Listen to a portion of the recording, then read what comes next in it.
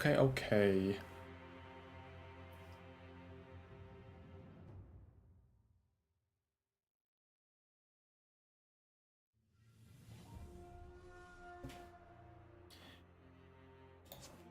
It's taken me almost 2 months, and I can finally change the title. Hello, Marina.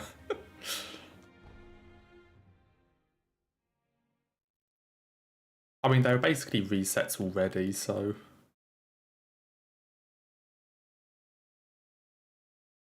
Like, you know, they were already basically resets.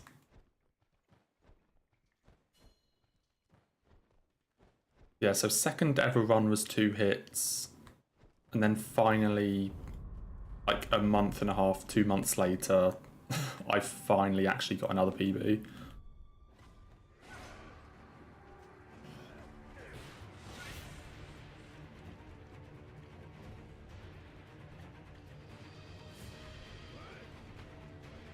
And then hopefully we'll PB again today.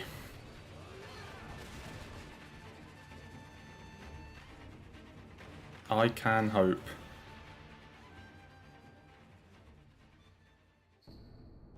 Yeah, let's just hope we're not here for like another month and a half trying to get another PB.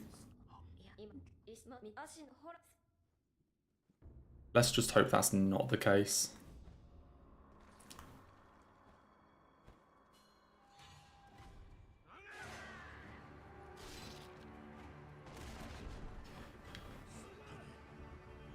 I mean, it should go all right though, like...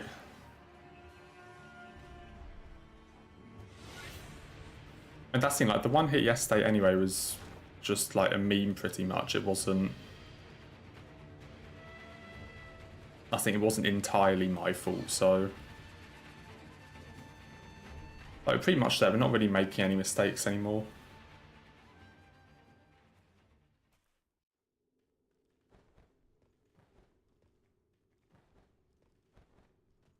But yeah, hopefully we're not going to be here another, like, month and a half, 2 months trying to get another hit off.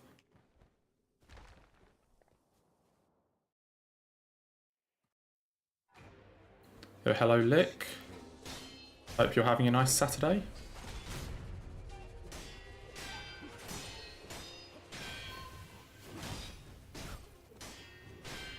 It'd be very nice if this could just be the run. Just like no resets or anything.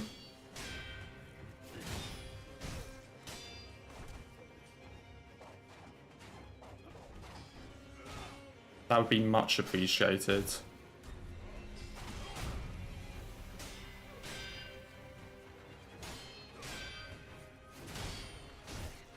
This will be the run. I like the confidence. I'm not sure if I share it, but I like the confidence.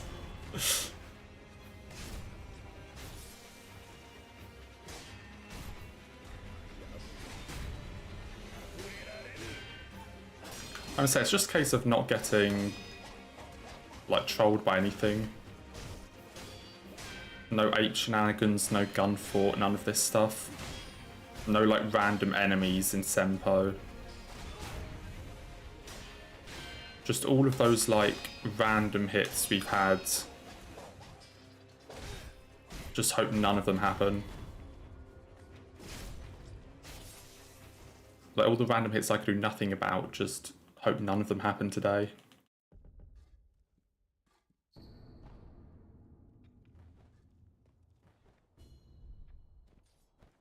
We can hope.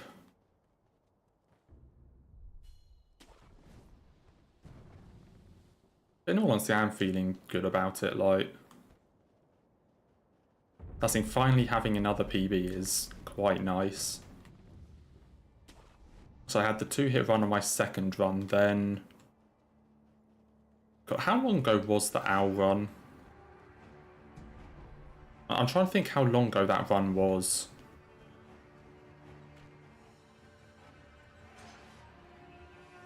Where I got hit by Father Owl and Sword Saint. It must be a good, like... Oh, I want to say like 3 weeks or something stupid like that. It was definitely a while ago.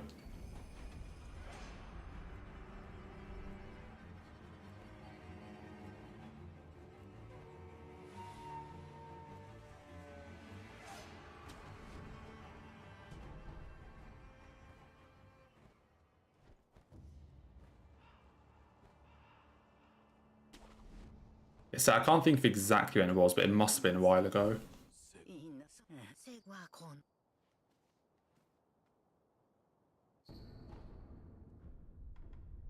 It's weird to think about it in that situation though, like, you know, if I didn't mess up that one dodge, or if I chose to deflect it or this sort of thing, then, you know, maybe we could have spent the past 3 weeks doing something else type thing.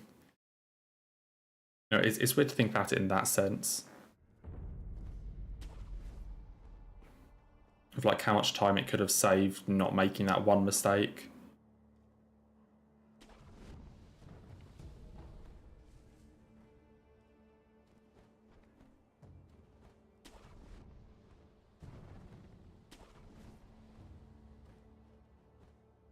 I mean, at least I didn't get hit by Owl yesterday. Like, we've had a decent few Owl and Sword Saints recently. Like I mean, there was that period where, like, I could not no-hit Sword Saint for my life. Like, a couple weeks ago, I just could not do it. Especially with, like, the lightning or something. But now, at least, recently, I've actually been able to do it again. There was a similar situation with Owl where I just couldn't no-hit him for, like...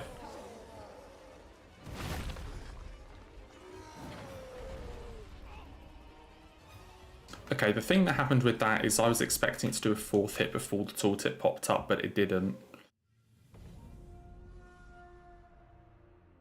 Whoops. I was expecting a 4th hit before the tutorial, so then I could, like, spam circle, and he would dodge as soon as the attack was done. But because it didn't do the 4th attack, I just immediately dodged. Whoops.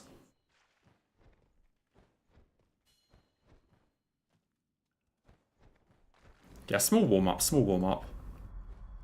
I mean, in fairness, yesterday's first attempt, I think, got hit by Tutorial Genny, so... You know, that got hit in the tutorial, so yeah, small warm-up. Nothing to see here.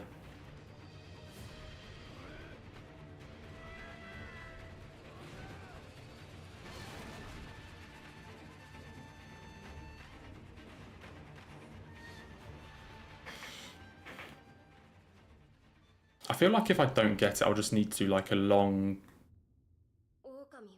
like not like a day of attempts, but like a much longer stream or something to try and get it. You know, obviously like back on like that first like day or two when we did like 3 no reset runs. Like something like that or even longer, where I just need time to like do a warm-up, practice some things and do runs. And just keep going until I get it. Fuck.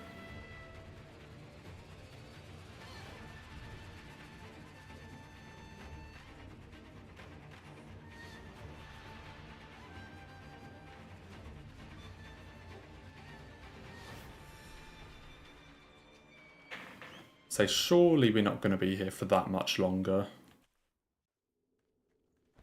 I mean, the thing, even after this one is done, there's still one more Sekiro run I want to do. But luckily it should take nowhere near as long.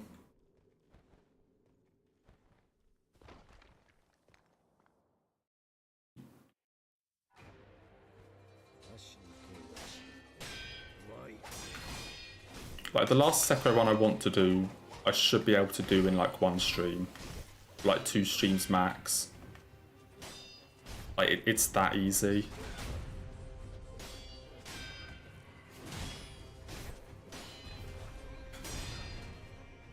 It has no headless save, it has no demon, it has no Hirata. You know, it's just kill Divine Dragon and go to Sword Saint. So that one should just be like a 1 or 2 day thing.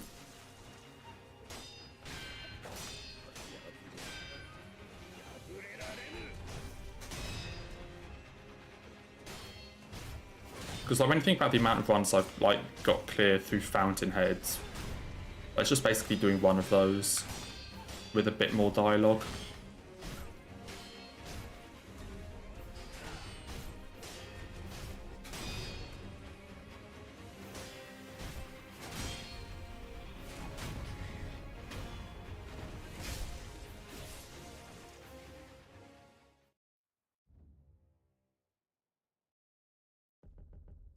Then after that one, I would definitely be done with Sekiro. So it just depends on how long it takes to get this one done.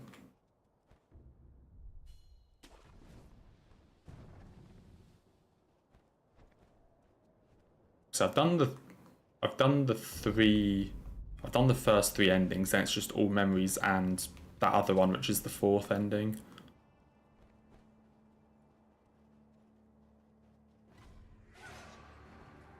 And then I will finally be free.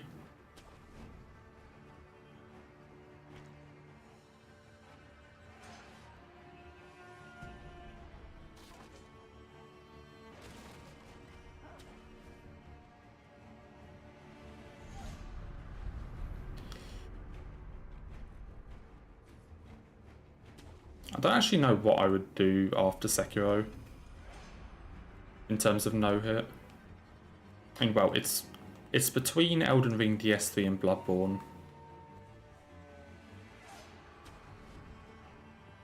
I may want to try doing like Elden Ring before DLC or something. I'm not entirely sure. And then DS3 is one I've always wanted to do. Like, then, I mean, Bloodborne I never thought I would be able to do, or like, because I was bad at Bloodborne, but honestly, after playing it the past couple of weeks, I'm A, much better than I thought I was, and B, I'm just kind of like in the Bloodborne mood of like wanting to play it a lot. So I kind of wonder if that could be fun to learn.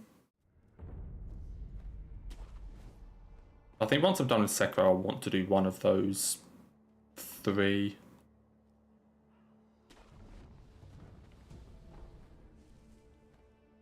I mean, in the case of Elden Ring, I would just do any percent, I think. I would just do any percent, maybe like a any percent rune level 1 thing, but you know, I definitely wouldn't stick around and do all remembrances or I don't know, like achievements or all bosses or whatever the other no-hit categories are for that game. I'd just do like any percent and move on. As DS3 and Bloodborne are obviously much smaller and more set up to be, you know, to do like an all bosses or like all bosses and DLC type thing.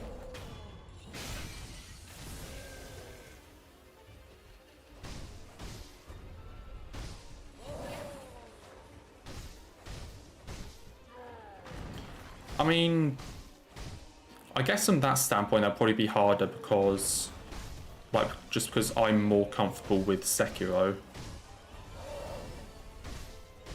But at the same time, like, the other thing to keep in mind with Sekiro is it's very difficult to get overpowered in this game.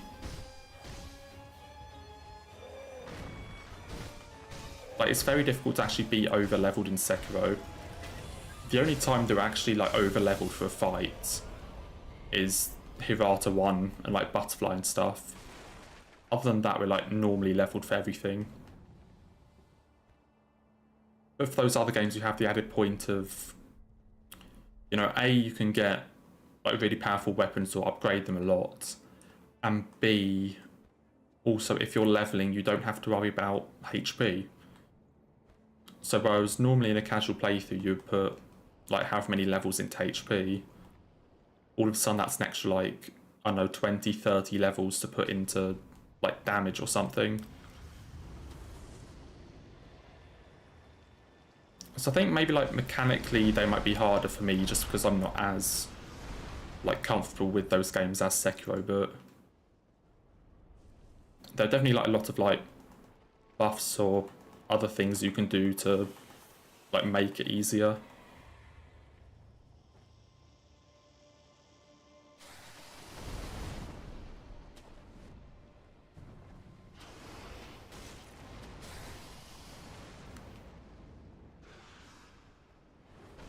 I don't know what the roll frame is. Or I don't know how the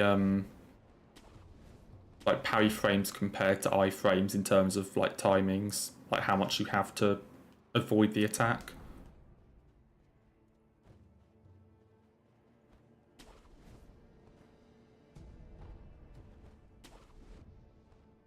Like I say, there are So there are a couple of like mods that I've seen that I'm interested in trying out. But the only thing is I've kind of tried to put, not necessarily a halt, but try to slow down like the challenge runs for a second while I catch up on editing them.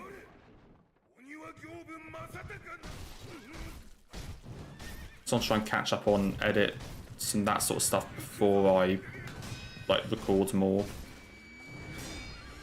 Once I'm caught up, I'll definitely do some more. As I said, there are a couple mods that I looked at that at least seem interesting.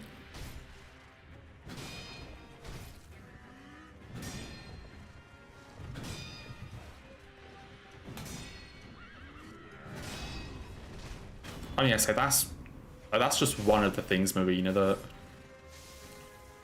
yeah, in something like Elden Ring, that's just, you know, 40 more levels or like 35 more levels pretty much.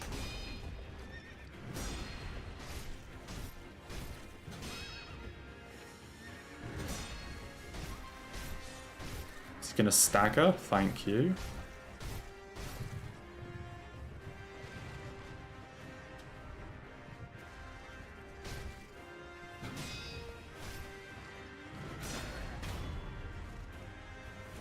Easy. Like, and of course there are like all the various buffs you can get from like rings or talismans or whatever to increase damage and get extra stats and all this sort of stuff.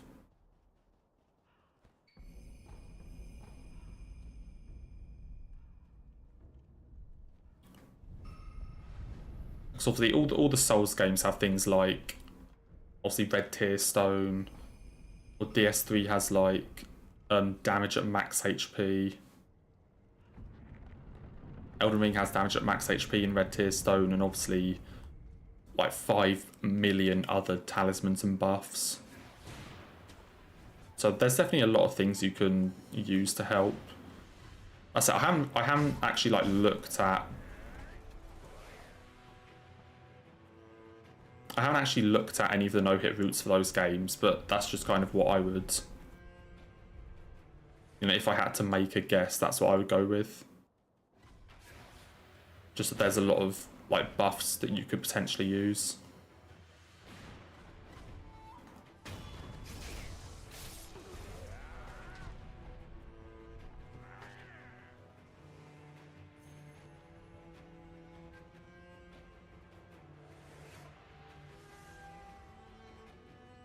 So we've still got Sekiro to beat first.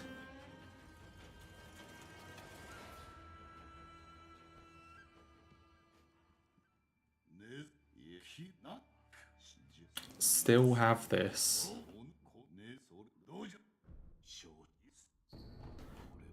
But that doesn't matter because this is going to be the run, surely.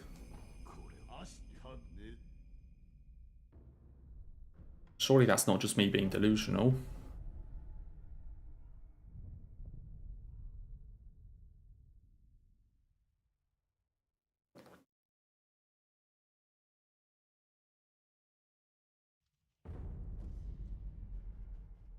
I mean, after yesterday, I'm actually...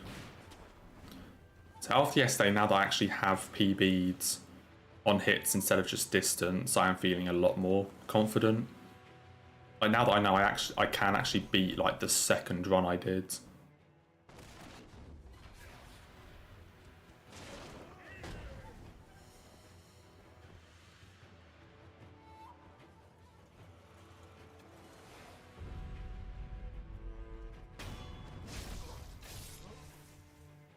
Okay, let's deal with this shit again.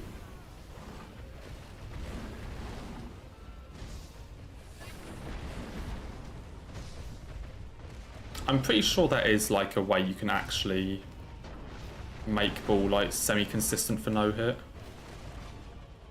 Or like a faster way to do ball.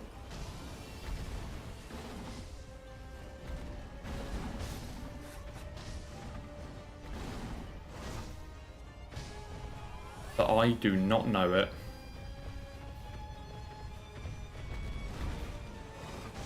I always just chase it around the arena for like a couple minutes.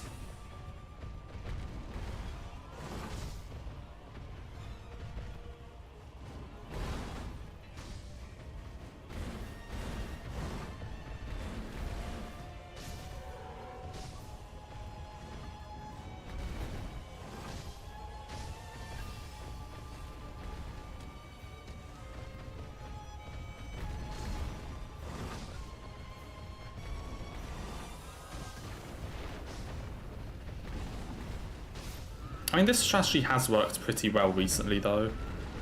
Like, to just chase after it. Like, sure, it's not as fast, I assume, but... Honestly, like, overall, it's generally been pretty safe for me.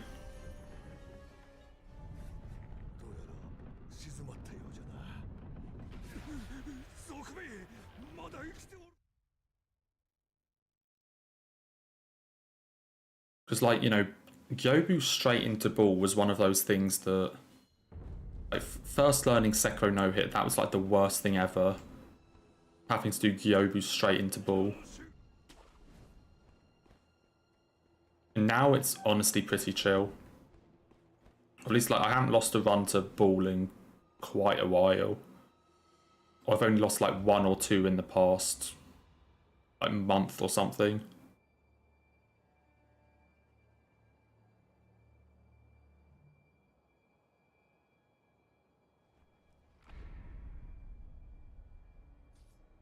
So they've become much nicer.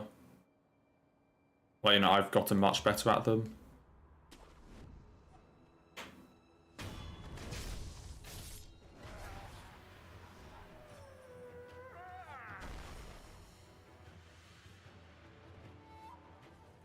I think it's nice that there isn't really, like, a roadblock anymore. You know, we fixed, like, the Gyobu ball situation, we fixed the butterfly situation. You know, there isn't really, like, one boss anymore that I keep losing runs to. Or one boss that I'm, like, way more nervous about than the rest. They're all pretty even now, which is nice.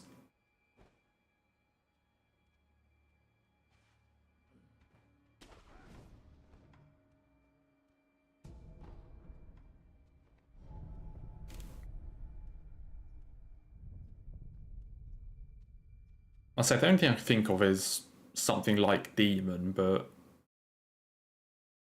I think it's just because Demon's a long fight, it takes a lot of focus.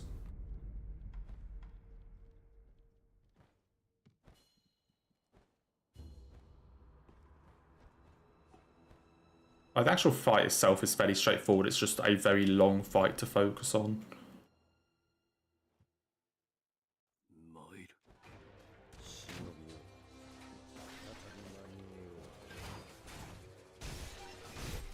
Okay, and put Genny in the corner.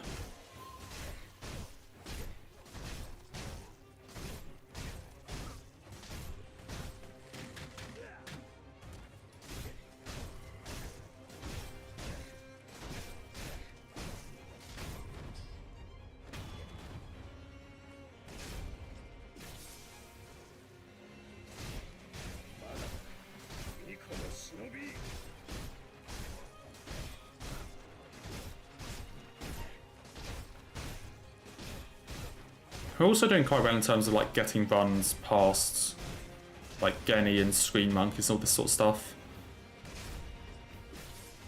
Like, our average run is making it much further.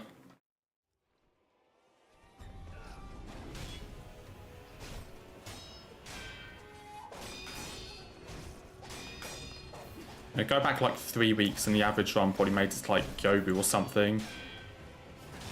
And now they're honestly make it to, like, Gunfort. Like, on average.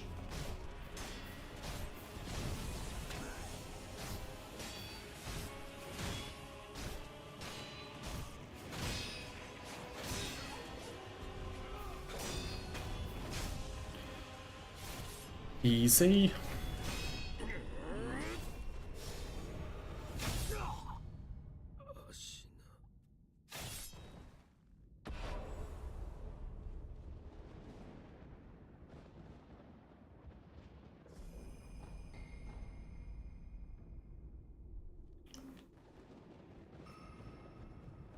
But say, go back, like, a month, or go back to, like, Purification or something, and I maybe got, like, 1 run past Genny a day.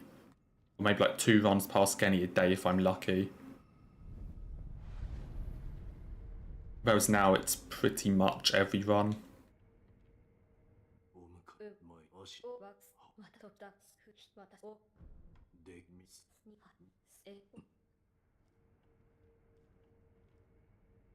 I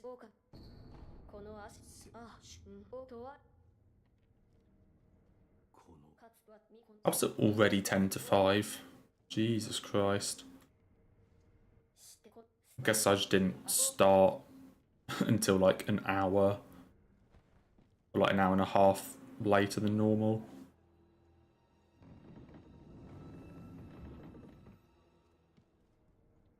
Seems odd that it's already that late.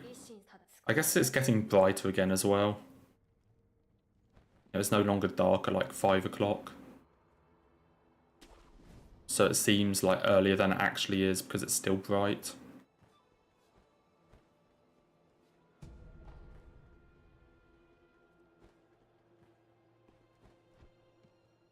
I hate how that always happens. That you either... Like in the spring you think it's earlier than it is, and then in winter you think it's later than it is because it's already dark. And the only time you actually kind of like think it's the time it actually is, you know, like a couple week period in the summer. Like either side of that is just completely fucked.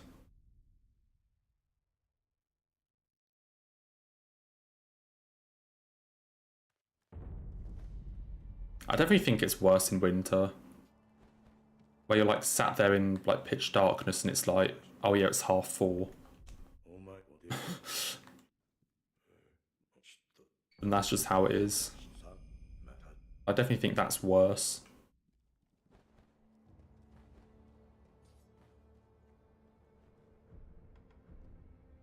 Compared to thinking it's like 3 o'clock and actually being like 5 or something.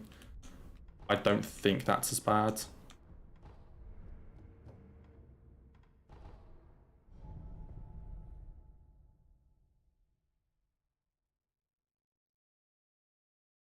Oh yeah, I think... Yeah, clocks change, don't they? Which is also just going to make it... Do they go forwards or back? I honestly can't remember which way around. I think they go forwards. So we lose an hour.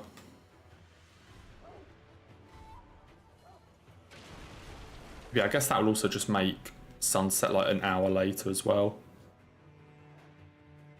I always forget... I forget that that's a thing. Because yeah, everything does it automatically now, so you don't even notice. No, when you actually had to set stuff manually, you like knew when it happened. But now it just... Like now it just... Everything changes it by itself and you kind of just don't even realise.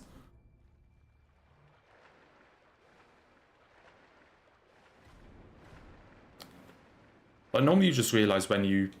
Something's like taken like longer than you think it has. Like, you know, it's like I started this at 12 and it's taken me 2 hours, and then you look at your clock, it's like, oh, it's 3 AM.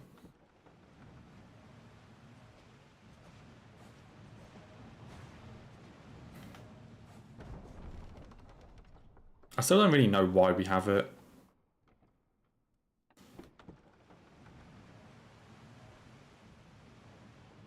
Like, it seems it's just there to confuse people.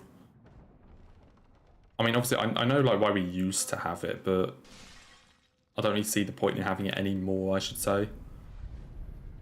You know, it's just like an annoying extra thing you need to remember.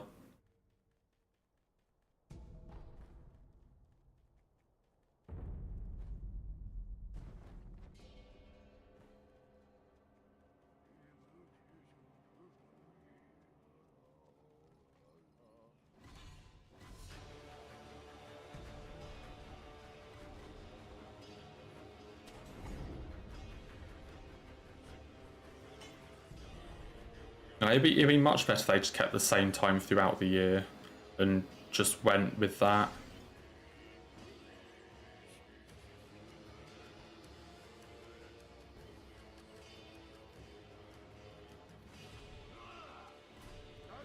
That's it, like, as far as my actual body clock goes, the 1 hour time change is nothing, but you know, it's just kind of like annoying to deal with, even if I don't actually feel it per se. Like, it's just annoying that it's a thing that actually exists.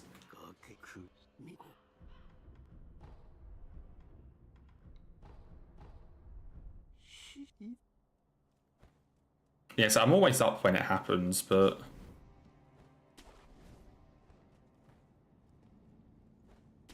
it just seems like such a needless thing nowadays.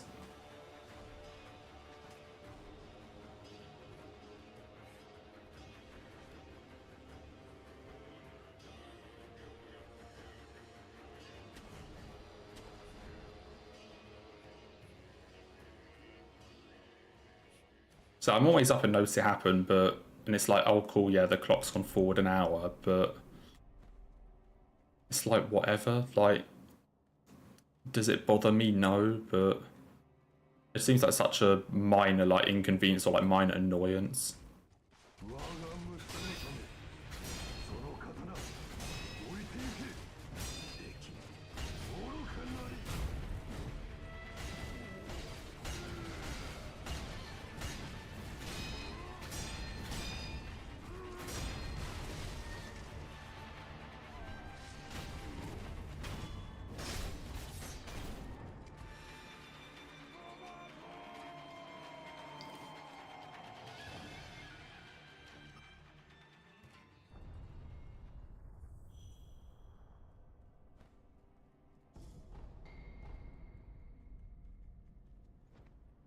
I guess there are some people that, like, it actually affects them.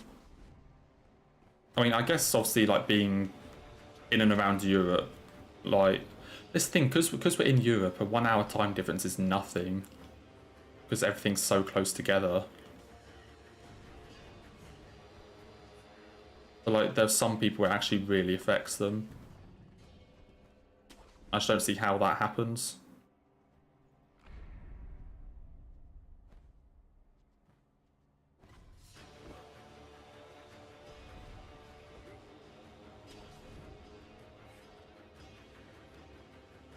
Love that there's still pop-ups if you haven't beaten the game hundreds of times. Yeah, I love it as well. Like, there's no way to turn off tutorials in Sekiro. But the thing about it that I love the most, Agility, is that certain tutorials are always fixed in certain spots. Like, the Shinobi Hunter in Hirata will always give you the tip about thrust attacks. Like, even if you've beaten, like, Monk, Sword Saint Ishin, like, even if you've beaten all of these other bosses that use thrust attacks, Shinobi Hunter will still give you the tooltip. Also, shit. That's not good. Actually, no, wait, that's fine. What am I on about?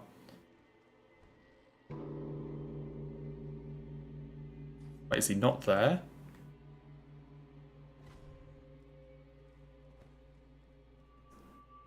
I may have fucked this up. Hang on. I need to check where the terror monkeys are. I may have slightly fucked this up.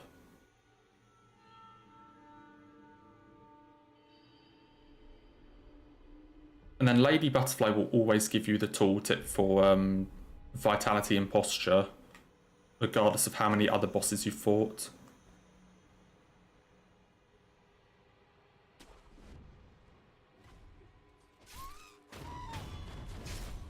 Lady Butterfly will always tell you, like, oh, by the way, this is how vitality and posture work. Like, even if you've beaten Sword Saint Demon, True Monk, all these other bosses, you will still get told about it. Yeah, I hate there's no way to turn off tutorials, like the pop-ups. Like, obviously, by this point, I'm used to them. Like, I know where they are, so I know when the pop-up appears. But it seems like it's such a weird thing that there is actually no option in settings to turn them off.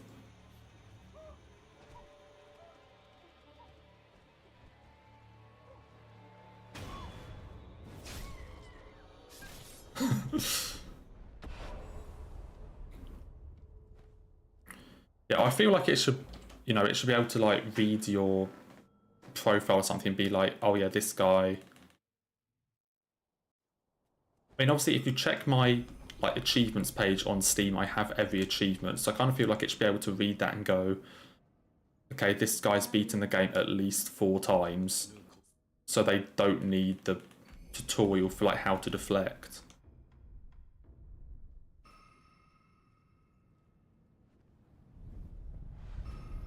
So these are things just like a setting, like Elden Ring has, like just turn off tutorial pop-ups.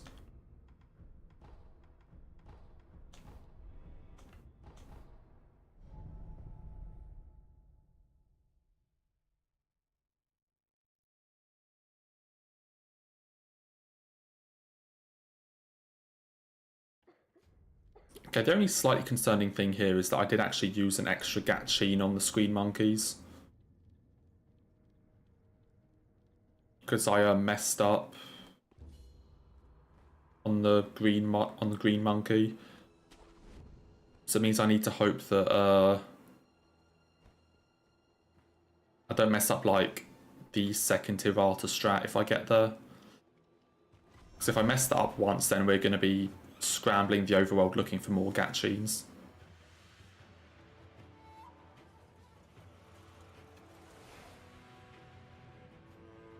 Which is definitely not ideal.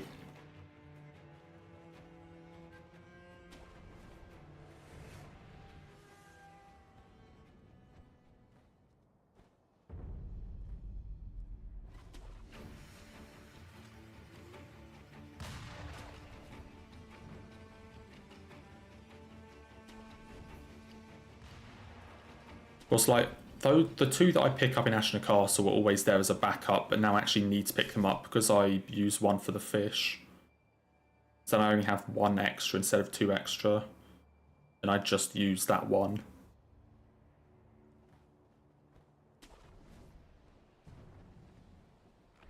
So it's just a little like complication I need to potentially keep in mind. That if I mess up any other gatchine thing, I need to go looking. So I think I know where there is another pickup, but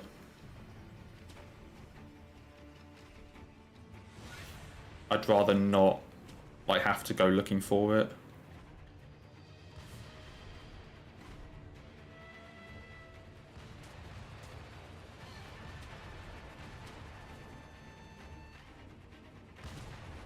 That was close.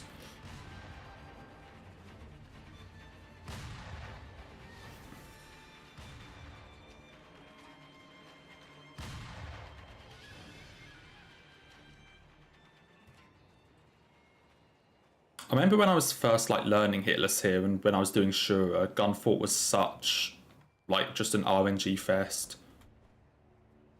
It was just pure RNG and luck as to whether I got through or not. And now it's actually like semi-consistent.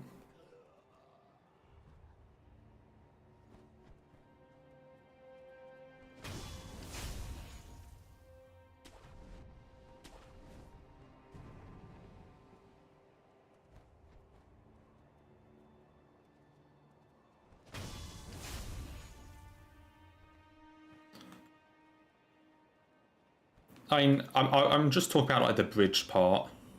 Like the run across the bridge has become semi-consistent. Like even if I were to get hit on this part or something, this isn't the bit I was referring to. But, like the run across the bridge and like dropping down used to just be pure RNG.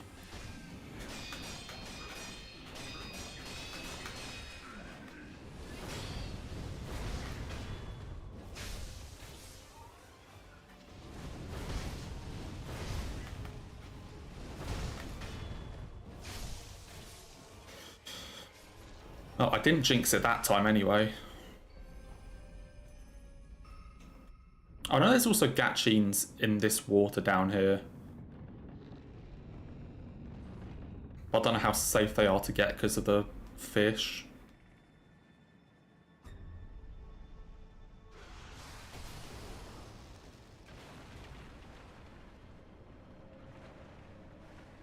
I'm not sure like how like dangerous the fish are at hitting you here. So there are also gatchines here as a backup if I need.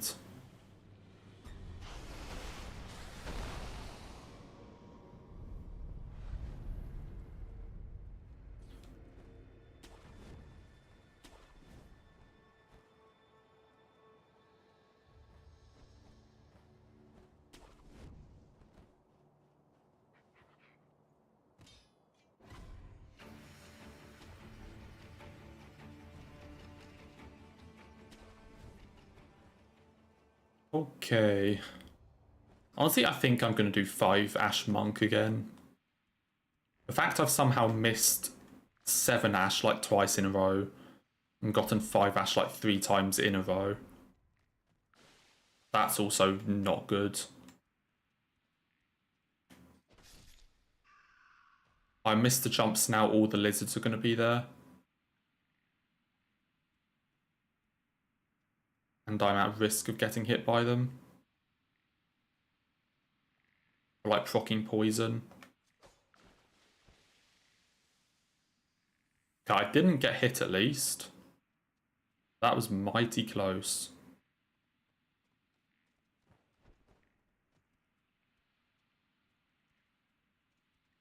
Okay, I'm just going to go for it. I did not get hit there.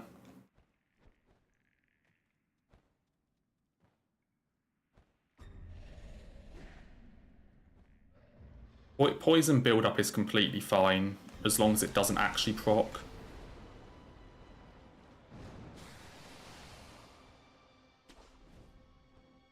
So we are okay.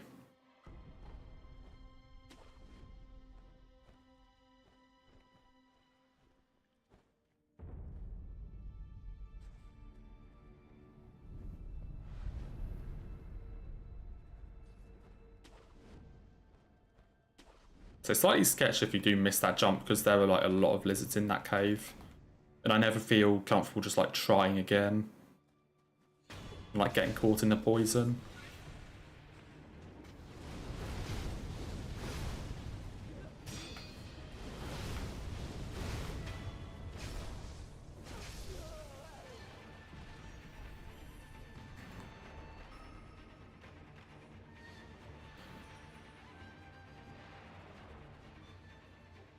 That's Snake Eyes. What's the best back-to-back runs I've ever had?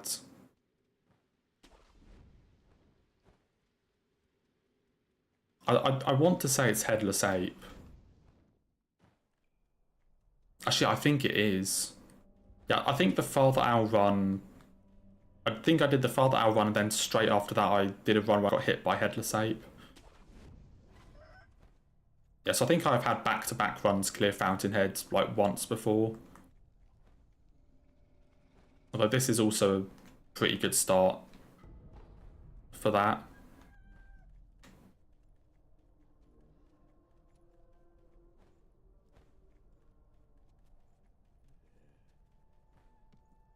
Shit.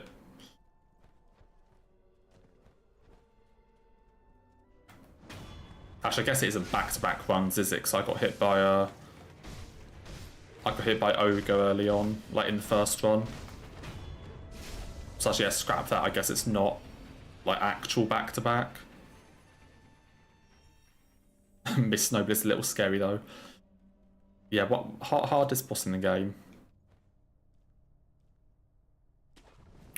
See, I still remember my there was a run I did. I'm trying to think when it would have been. It must have been about a year ago at this point. That was Sekiro without dealing vitality damage. So posture damage only. And in that run, like no joke, Miss Noble was harder than some of the bosses. Like Miss Noble was harder than like Yobu for that run. Like because Miss Noble couldn't deflect anything, you had to you couldn't attack it, so you could only like build its posture by deflecting, and it does not attack quickly enough to keep its posture up. So Miss Noble in that one is actually harder than Gyobu. And also like both monks and Divine Dragon.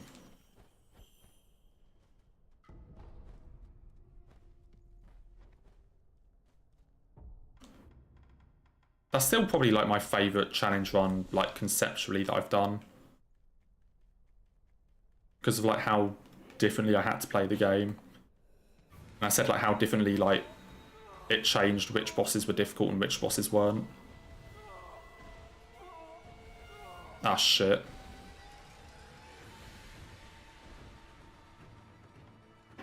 What do I do here?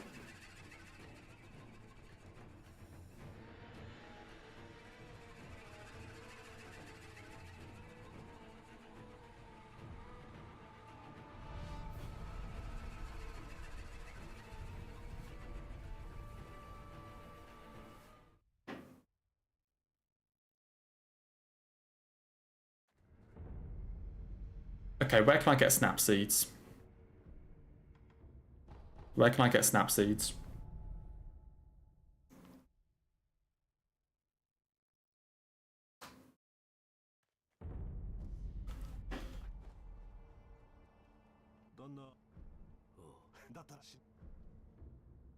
You don't sell them, are you kidding me?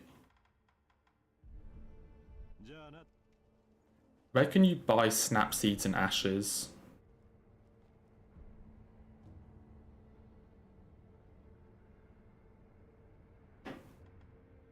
I know where I can get one snap seed, but that's not enough.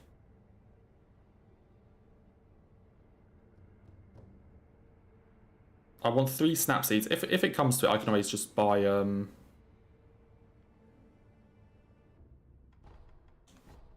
can always just get firecrackers and use that.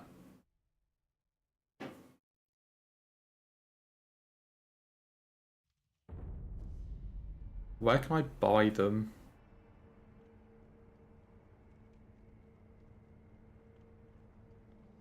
Oh wait, are there 5 there? Wait, hold on. They are located from the heavy gunner room at the gunfort idol. I don't know where that is. Yeah, you can't buy them until you beat True Monk.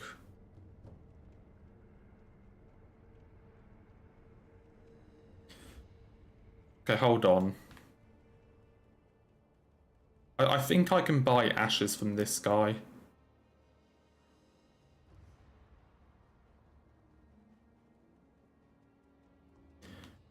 Yeah, that's okay, Will. I think I can buy ashes from this guy.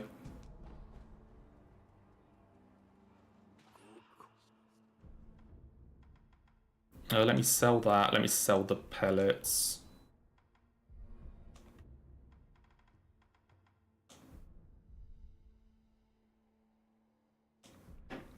Okay, I'm going to buy 5. And then I need to go and get snap seeds. I mean, yeah, I definitely can fight her normally, but if I have the option to cheese her, I'm going to take the option. Like, there was a run... I think Wednesday, I messed up this strat and had to fight her normally, and so I just fought her normally and it was fine, but... You know, if I have the option to get the cheese, I'd rather just use that option. Okay, can I get back to the snake cave from here?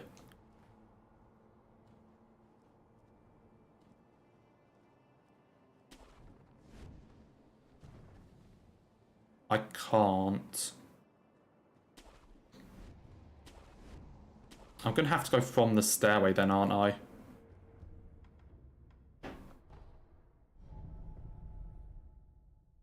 Dude, if I get hit trying to get these...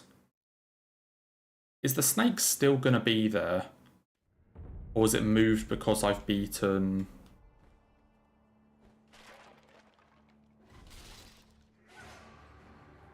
I think the snake would have moved because I've beaten... Oh, what's it called? Like, because I've like shown up in Gunfort.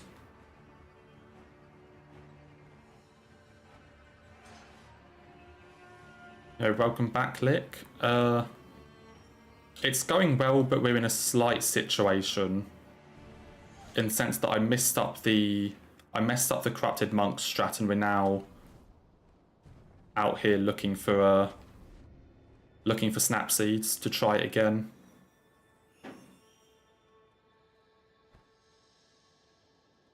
Okay, it seems that the snake doesn't show up because I've been to Gunfort.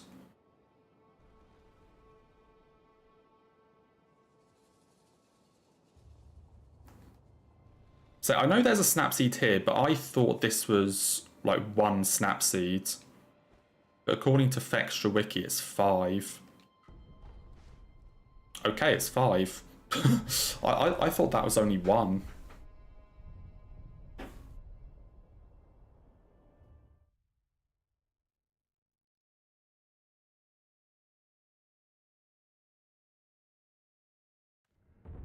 Okay, right, now I have enough Snap and Ash to try this again. If I fail it this time, I just need to fight her normally. If I fail it a second time, I just have to do the fight.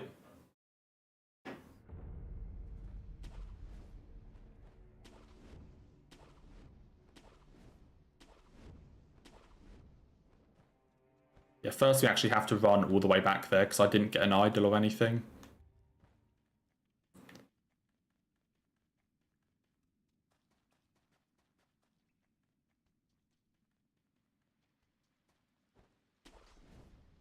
And yeah, it hasn't ruined the run yet. So if I mess it up a second time, then I need to just fight her. I'm only doing this because she didn't actually notice me. And if I'd done it and she had noticed me, then I would have... I had to just start fighting her then and there. But because she was completely oblivious, I was able to warp out and I can like try this again. So I think there's like money here. Yeah. Just any available money I want to pick up because I just spent some on the ashes.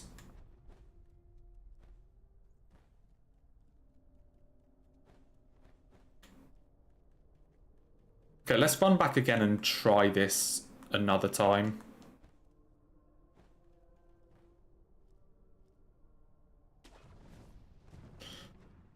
She just chose to let me sit there in silence because of how embarrassing it was. Honestly, I respect it. Thank you, fake monk.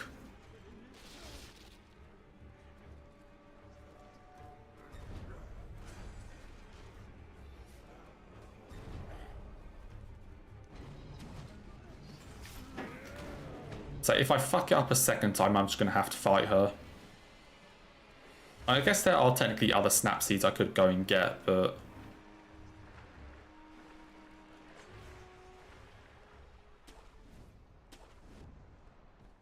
The only thing is I only have 5 ashes to do this, so I'm going to have to like do the good strat.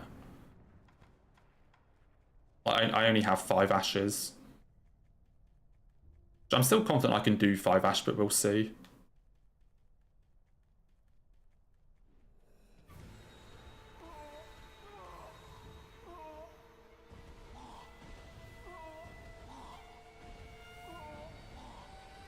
Yeah, there we go. Crisis averted.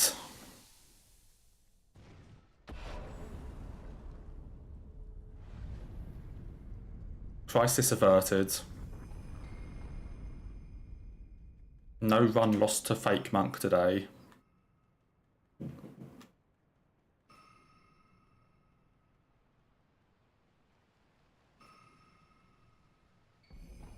Well, this has been a bit of a scuffy run with that and also the like the lizard.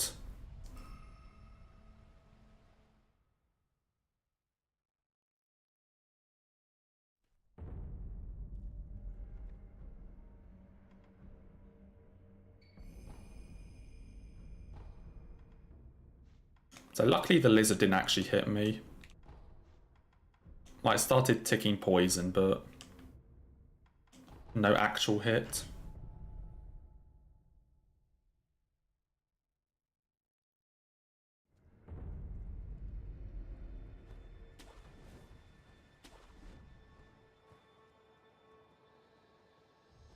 Okay, slight detour over, crisis averted, we can continue the run.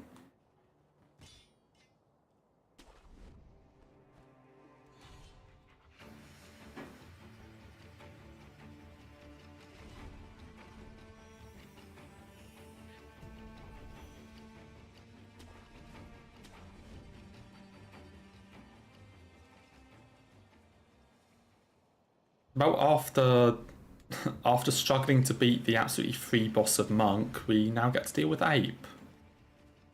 So this should be fun. Get all that shit off.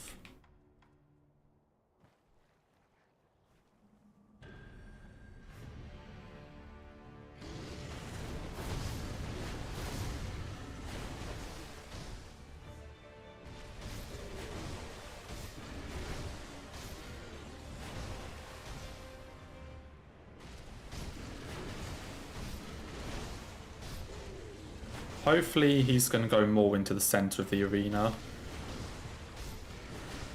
So I can run behind him for the terror.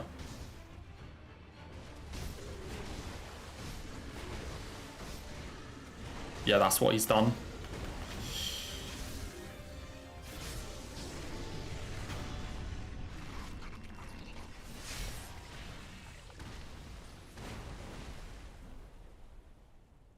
Yeah, so at least I can run behind him now, if he does the terror attack.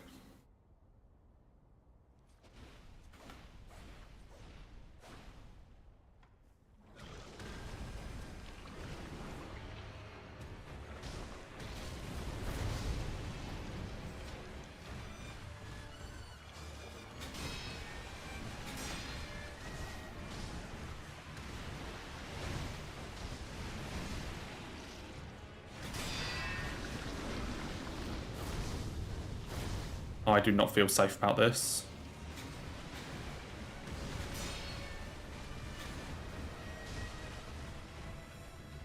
Yep.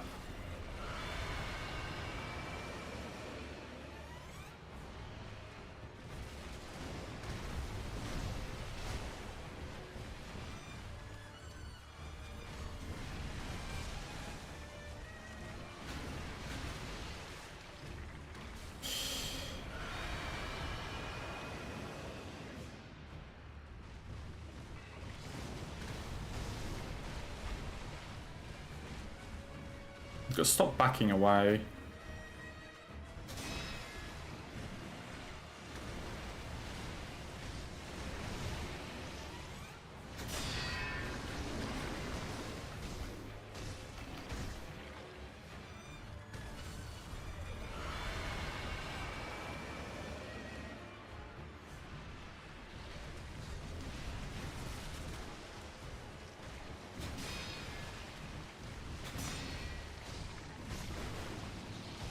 Greed. Okay. I was a bit scared that it was about to do that, like, big combo again. You know, think about that time I killed it during the big combo and it just, like, turned around in one frame and hit me. So I was a bit cautious about that, but luckily we got the stagger, so I could just hit it a couple more times.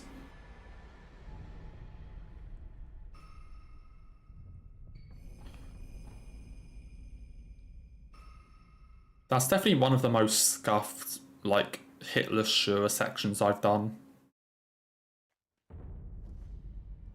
Definitely one of the most scuffed.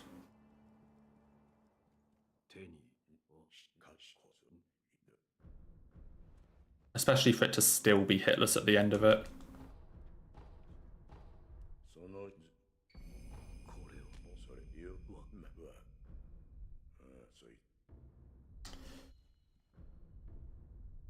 Okay, get the shuriken.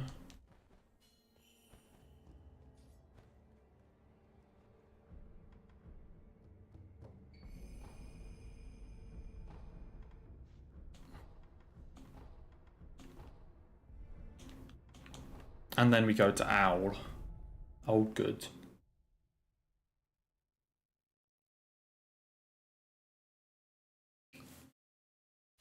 Hopefully Owl will behave, though.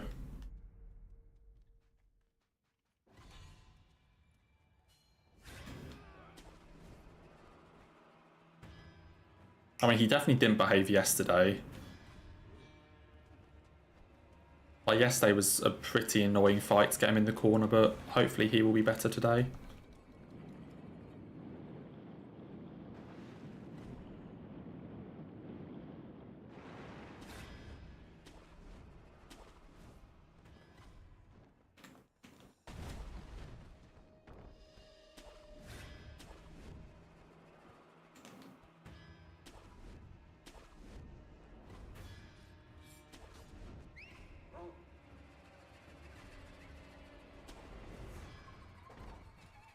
That was close as fuck.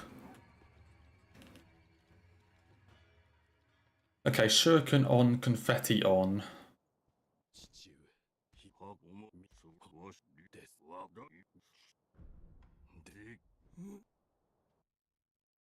Please cooperate.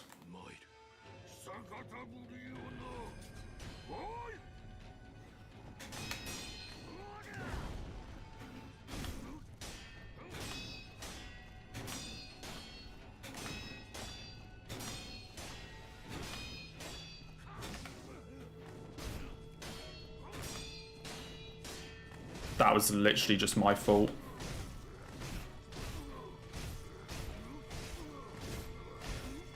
For whatever reason, I thought he was going to backstep there.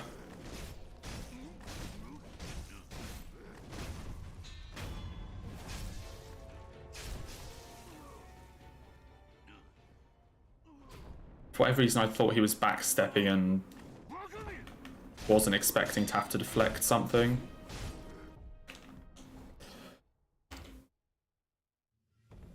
Rip.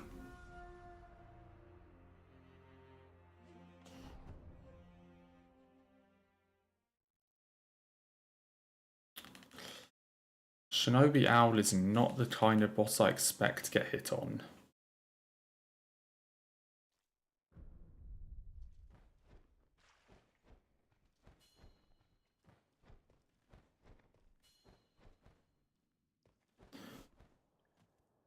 I mean, that was completely my fault.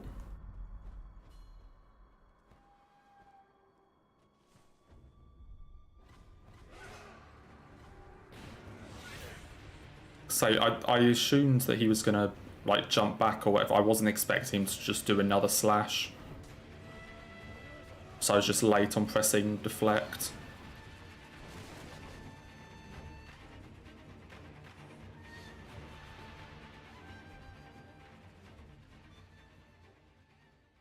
Now Cavalry, I don't mess up Monk. Yep. I mean, in fairness, it's kind of nice for these things to go wrong occasionally, to like, you know, back them up in a run. Like have a backup for messing certain strats up in a run and still be able to like keep it going. You know, so at least now I know what happens if I like mess up Monk again and can warp out. I know where I can get snap seeds and all this other stuff.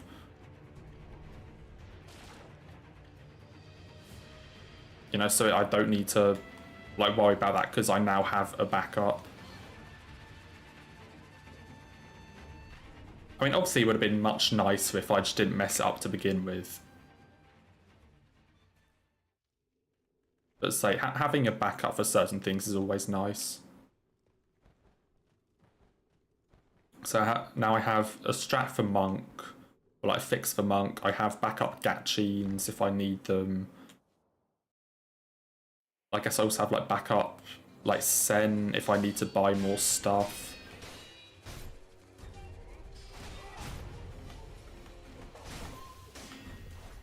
Yeah, so on the one hand that's nice, but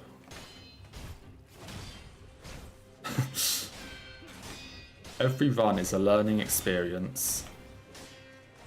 Yes, motivational quotes.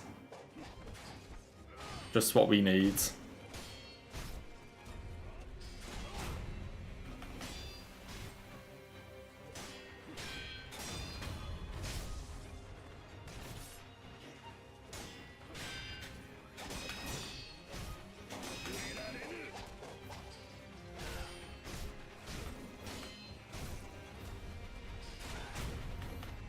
Every run is a learning experience, but it would have been much nicer if we didn't need to learn anything that run and could just get the no-hit.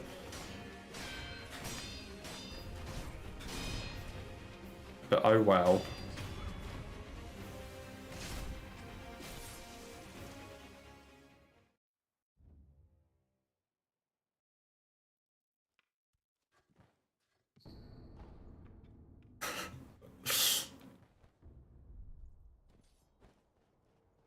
Oh dear.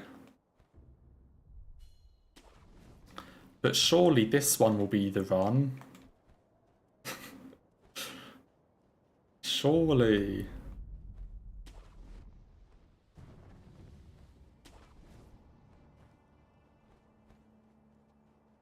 Oh yeah, I already knew that the positioning for that phase 2 attack was important, but yeah, I just like messed up where I stood.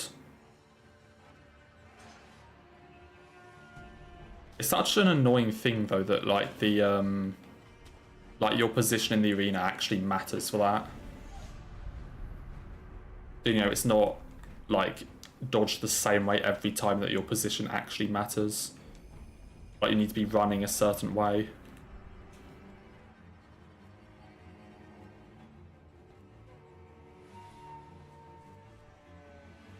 So in Demon's case, I always actually do that sort of like look around. Like after phase 1, I always like look around slightly to see like what the elevation I'm around is like. I guess I kind of like misjudged it yesterday. You know, I thought I was in a okay location, but I wasn't.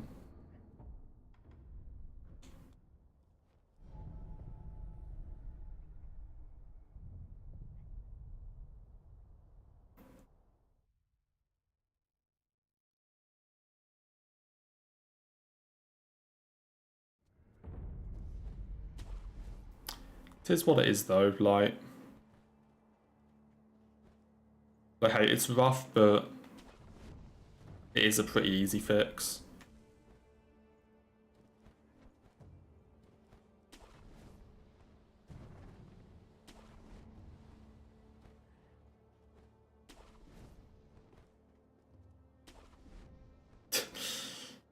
Yeah, let's try and at least make it back to Fountainhead and like do the fish strat again.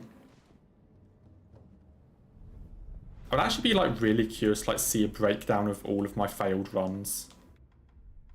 Of like where they've died to. I think it'd be really interesting just to see like how many runs I've lost to like Gyobu, like Fish, Demon, like all this sort of stuff. It'd also be fun to see like how many like random hits there were of things like Gravity or just like the most random enemy.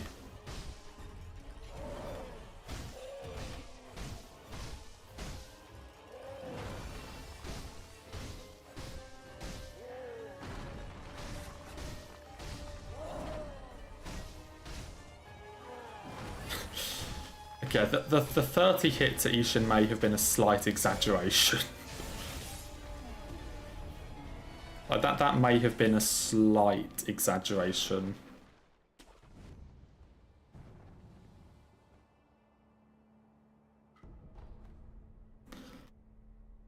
I don't think it was quite 30. You know, I think it was actually like 8 or something, or like 7.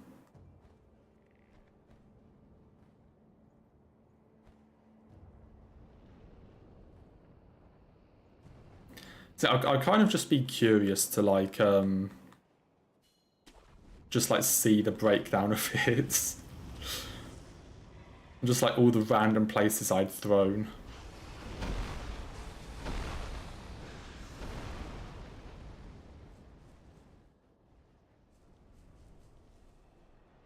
Also, thanks to the last one, I now know that the snap seeds up here are 5 instead of 1. So that's a useful bit of info.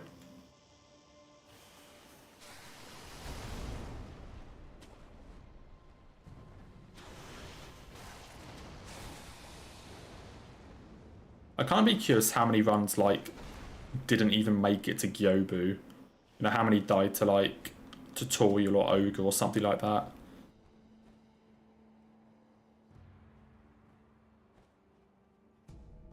It would definitely be funny to see.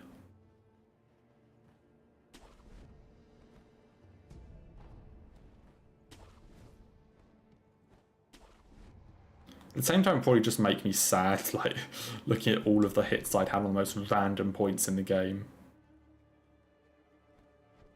Like, random enemies in, like, Abandoned Dungeon or Senpo or, like, Sunken Valley.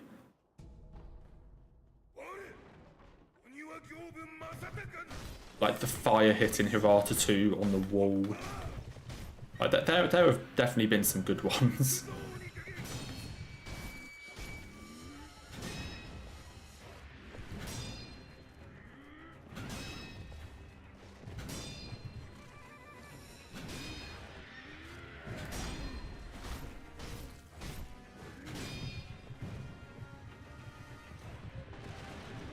There have definitely been some interesting hits between the Purification runs and All Memories runs.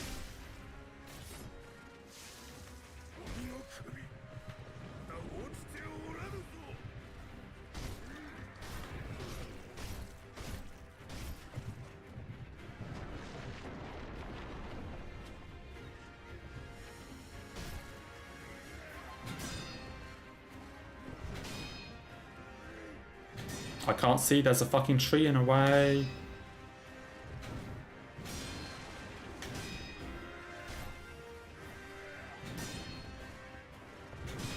When's the last time I lost a run to Gyobu? This guy's been getting destroyed recently.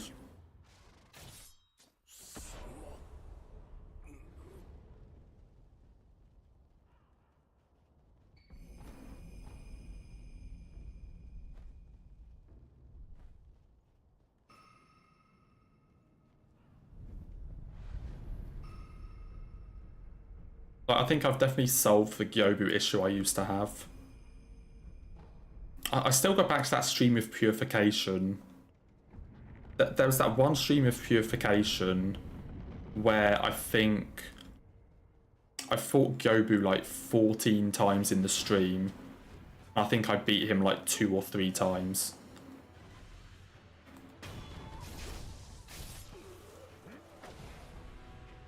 They're just like the worst like session of runs I've done.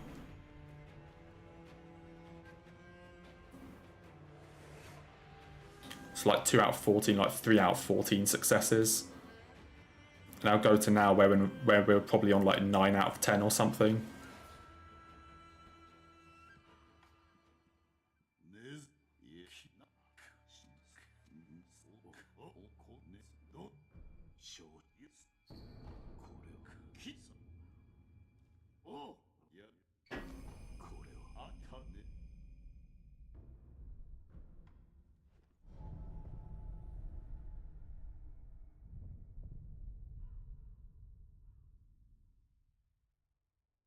So like Gyobu issue seems to be solved. As does on the most part the Sword Saint and Father Owl issues.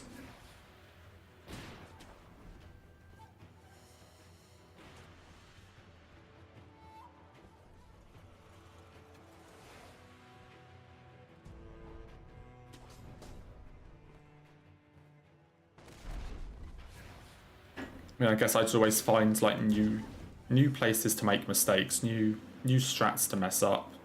You know, just to keep it fresh.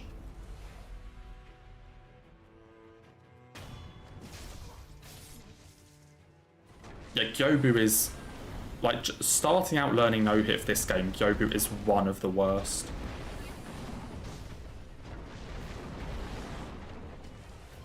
But I can't remember if I mentioned this yesterday or today, but like the sort of start of this run of Gyobu into Ball, like when you're starting out learning no hit, is such a rough, like it's such a rough sequence of bosses. Like Gyobu straight into Ball.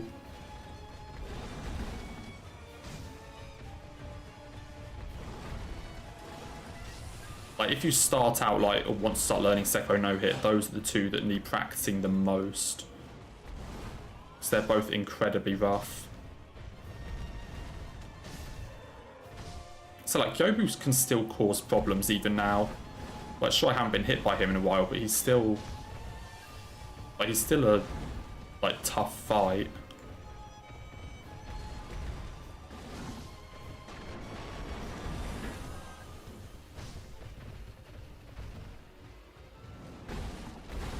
Okay, I don't know what I was stuck on there.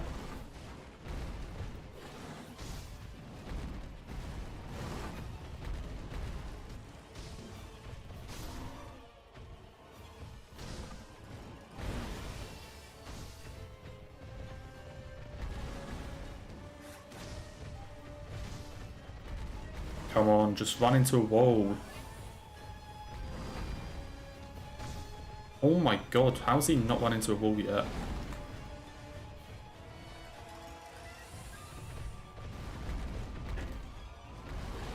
I don't know what's happening.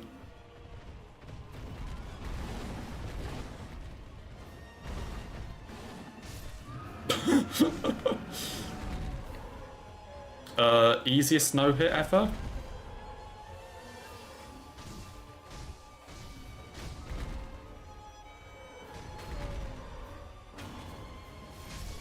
Let's not question that ball.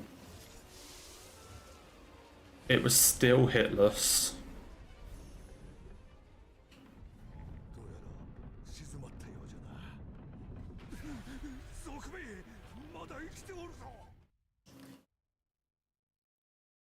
Let's not question what happened there.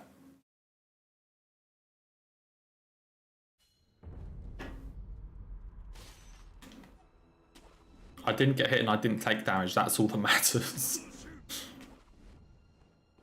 Regardless of how incredibly scuffed that fight was, and how close I was to taking damage on like 10 separate occasions.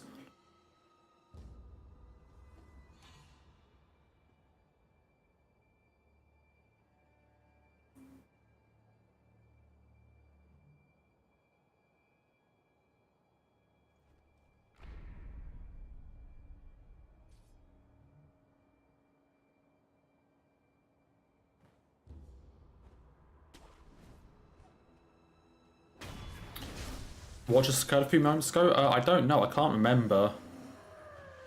I can't actually remember what happened. Like, I've just kind of ended up in Ashna Castle, I don't know how. Must have had like my memory erased or something.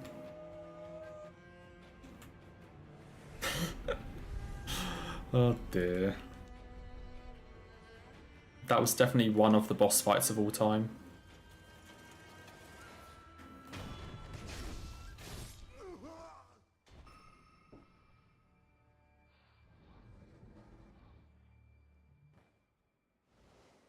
I mean, hey, if this is the run, then that means that we get to like go back and watch it to like refresh our memory and find out what happened there.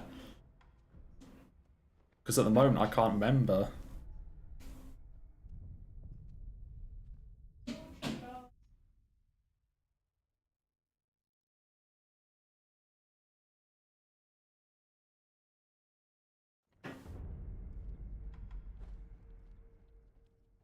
I mean, a Headless Ape is probably the most like whatever boss in the game. Or the most like, why is this here boss?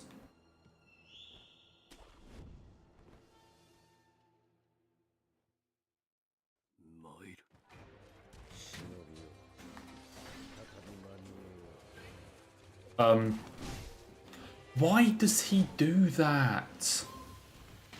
Why did you stop for like 10 seconds? Like, bro actually just stood still and waited for me to run into the corner and jump. And then decided to attack me.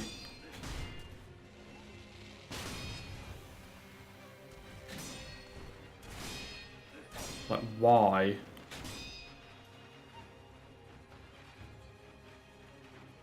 What an absolute prick.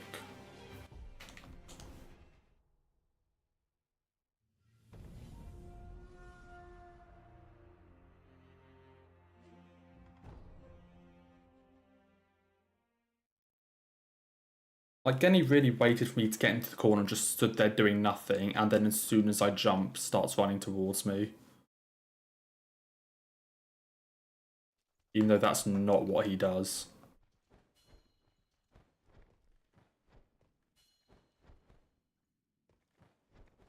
Yeah, now I get to fight Bull again. Oh boy. My favourite boss in the game.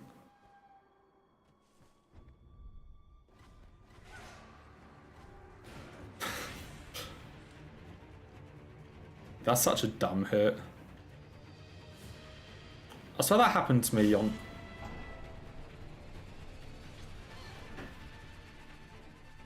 And again.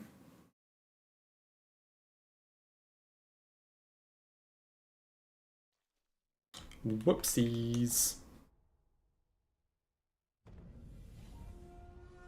Whoops. Hey, at least that hit only cost us like 30 seconds.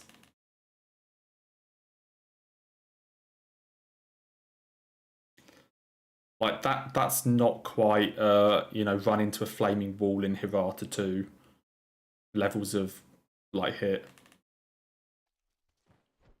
Only cost like half a minute.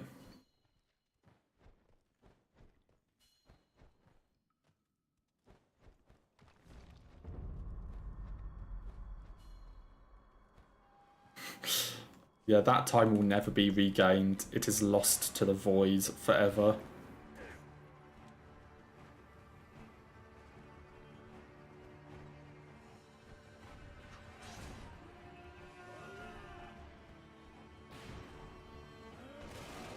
That hasn't happened to me in a while. Like, it's been a while since I got hit on that, like, jump through tutorial.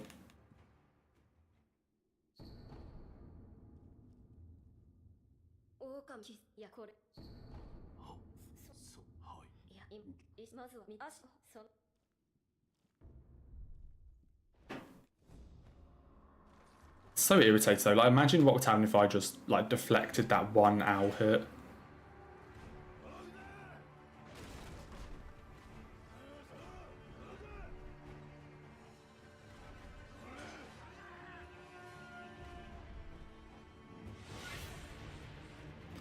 I said, go back to that owl hit. I just, for whatever reason, decided that he wasn't going to do an attack and wasn't ready to deflect.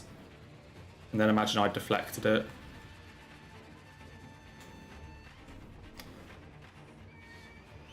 If that were the case, we'd probably now be like cleared with demon or something.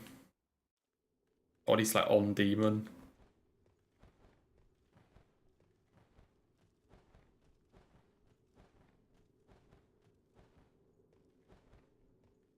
I don't think Sekiro is gonna crash today. They're definitely not like Elden Ring did yesterday. That was a very weird crash.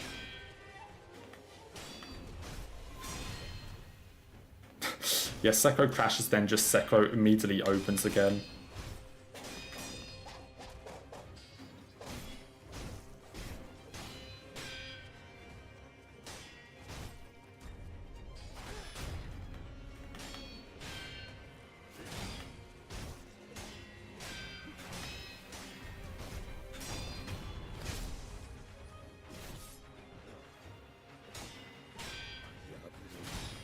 See, why can't I just beat this fucking run? Just let me do it, please.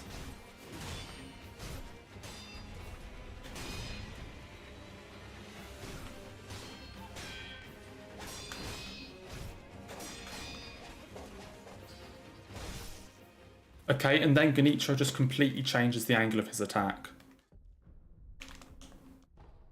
That one was a rock meme. Definitely a rock meme there.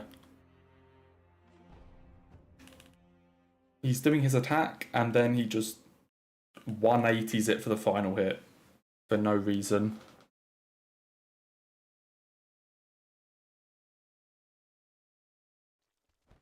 Yeah, hello Will.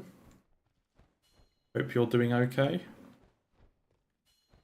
Yeah, how's the movie?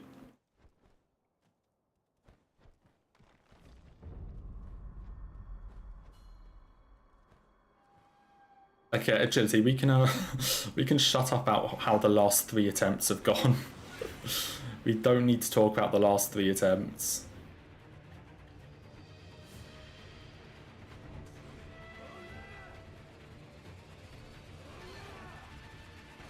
They're not important.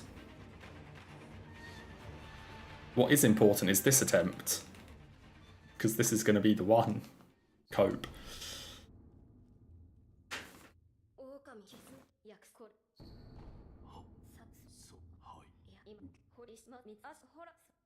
It's good that you liked it.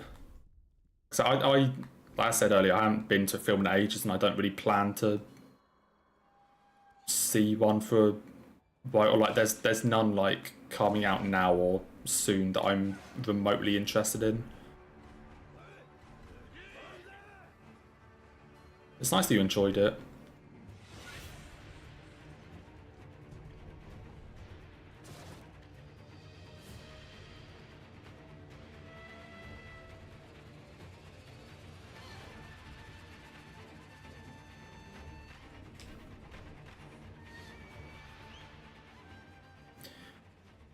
Okay, let's try and not lose another run to tutorial.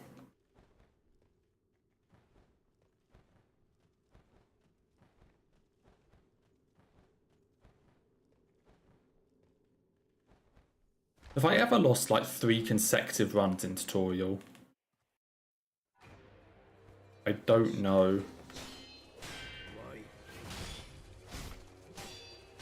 Oh geez, that's rough agility. I think the nearest cinema for me is like 10 minutes. Maybe even like 5 if you drive.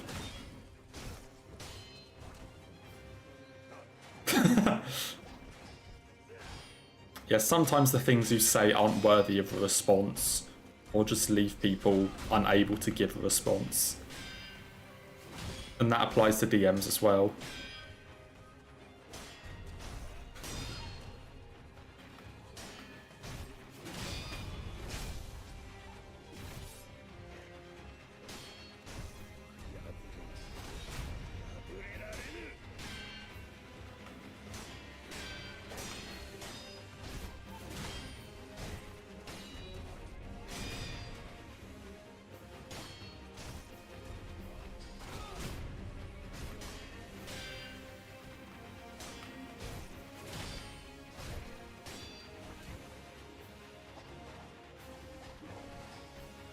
I've never been like, I've never had to focus so much on the fucking tutorial Genny fight.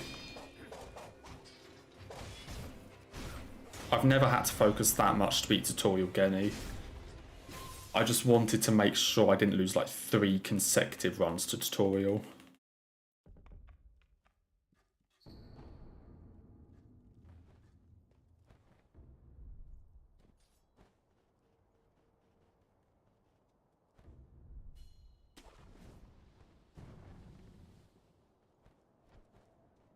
Woo, we beat tutorial! Let's celebrate. On our 3rd attempt. No, I didn't lose both to Genny. I lost a run to Genny in Ashna Castle, then one in tutorial to a gun, then one to tutorial Genny. So it was 2 tutorial and 2 to Genny.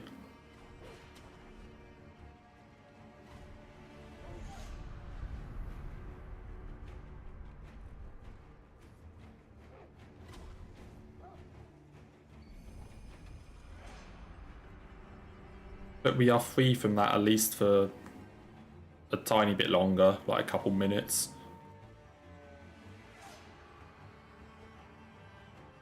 I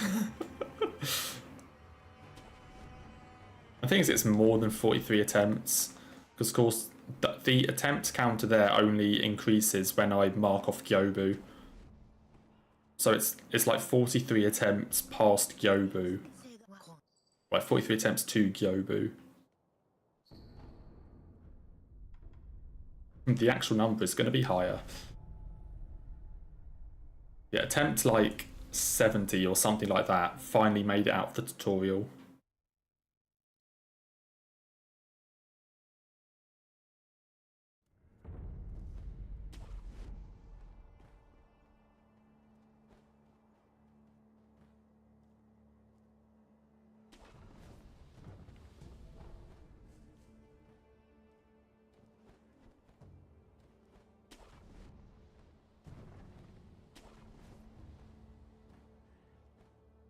So yeah, 1 boss down.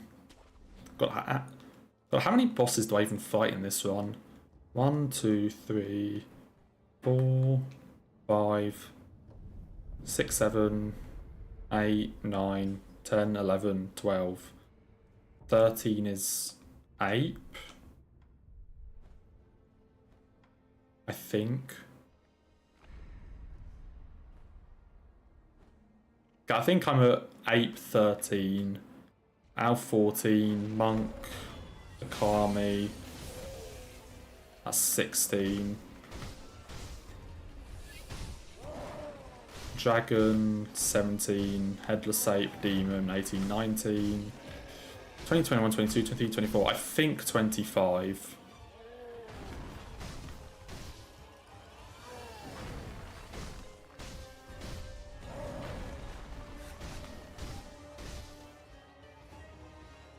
So, like, if I include Tutorial Genny, I think it's 25.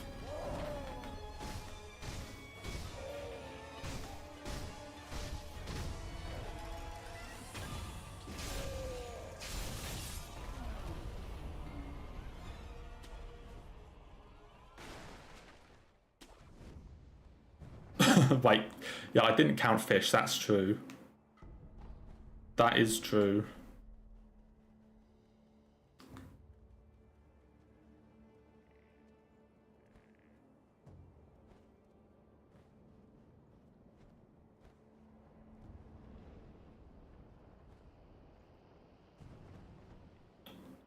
I should think 8 might be 12, not 13. On Tutorial Genny 1, Ogre 2, Yobu 3, Bull 4, Genny 5, Warrior 6, Monkey 7, Centipede 8, Snake Eyes 9, Miss Noble 10, Monk 11, Ape 12, Owl 13, True Monk 14, Akami 15, Dragon 16, Ape 17, Demon 18, Shinobi 19, Drunkard 20, Butterfly 21, Drunkard 22, Owl 23, Ishin 24. There you go. 24 plus fish.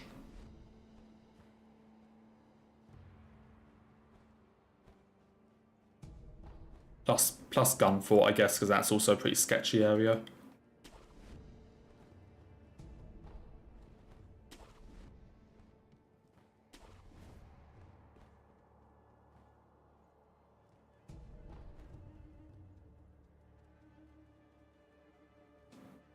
I mean, Snake isn't a boss because I don't get hit by it.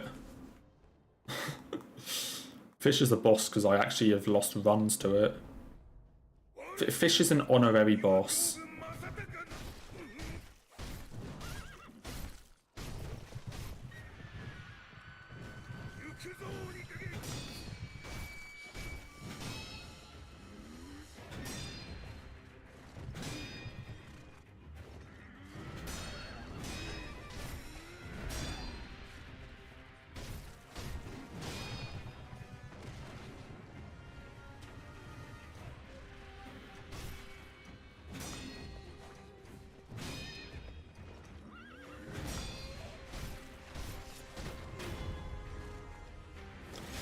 The one gunshot is a boss. Yeah, just the one dude in tutorial.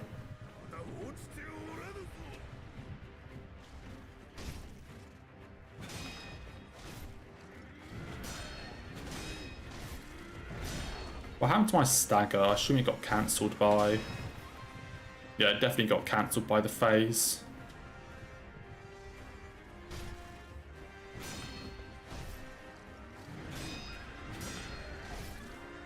Yeah, there's one.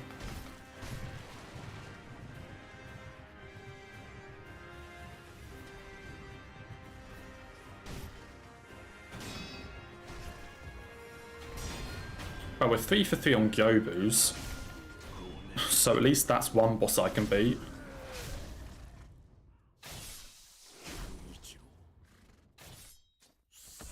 At least that is one boss I can kill.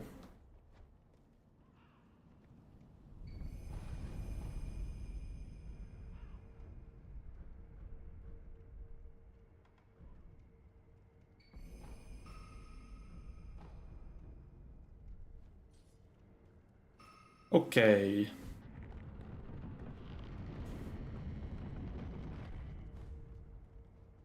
I guess we should just make like the little bugs in Abandoned Dungeon a boss, given I've lost 2 runs to them.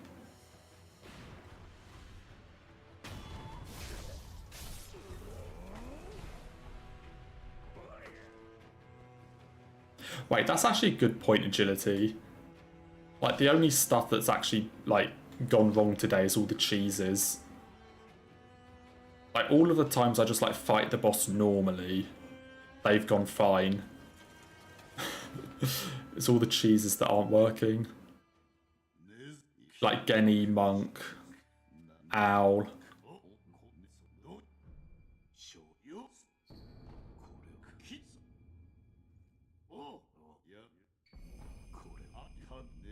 Yes, it's only the cheeses that are actually going wrong.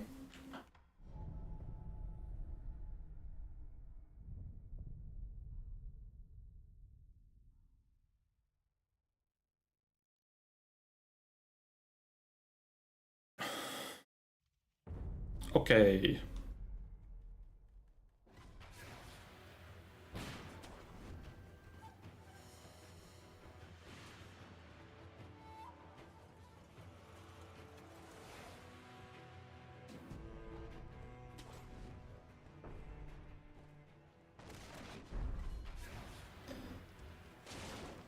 So we're 3 out of 3 on Gyobu today. Let's see if we can also do 3 out of 3 on Bull.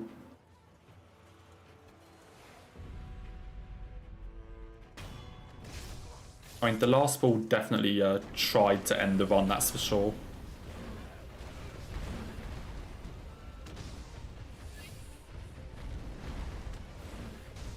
The last Bull was one of like the sketchiest, the most uncooperative fights I've ever done.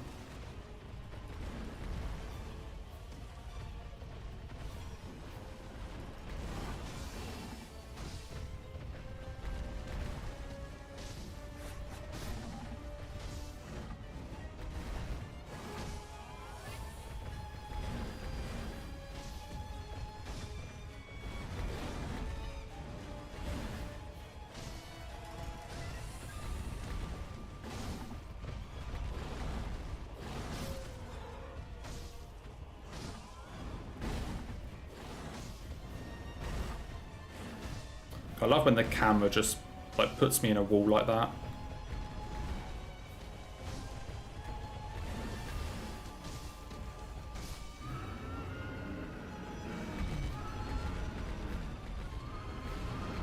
What? How did it not hit a wall? It was literally right up against one.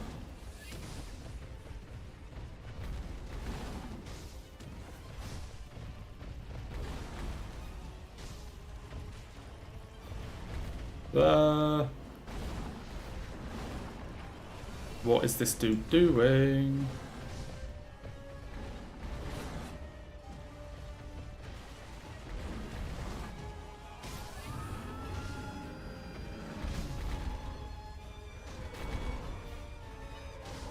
Oh my god, it's gonna fucking meme me. Because of the stairs. Okay, there we go.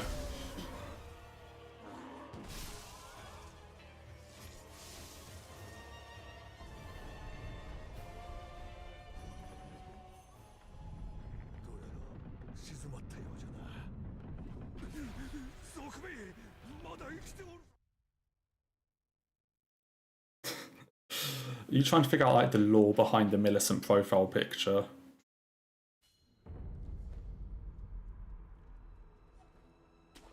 Is that what's going on here?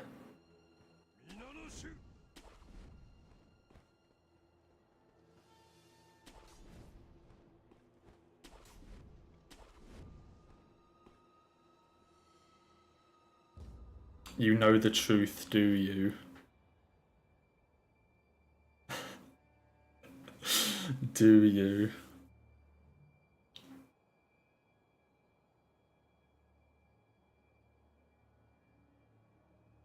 I love that Will's just in this conspiracy that it's not actually Millicent. It's like 10 other people, but it isn't Millicent.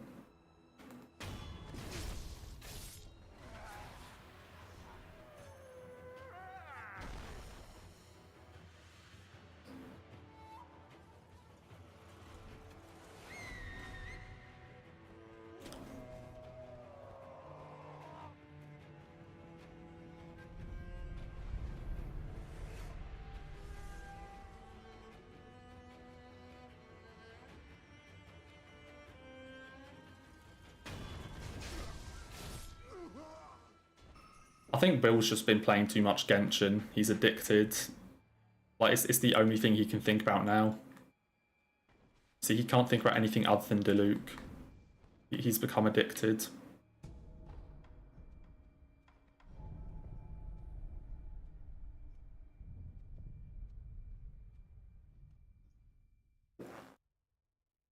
Yeah, A, Diluc doesn't have yellow eyes. B, Diluc doesn't even look like a human. like his facial proportions are just way off.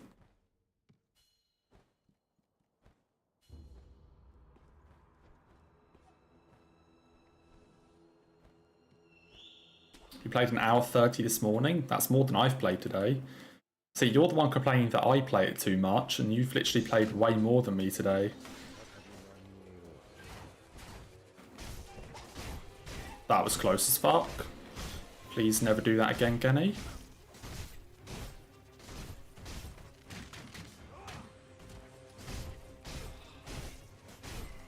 Yeah, I bet that's how, like, FromSoft lore actually works. Like, they just make a game, and someone goes to Miyazaki and is like, "What? These two things don't connect," or like, "This doesn't work." And Miyazaki's just like, "Oh, don't worry, there'll be some people on YouTube that will find a way to connect them." Like, we just write some, like, bare bones stuff and let, like, Varty fill in the rest.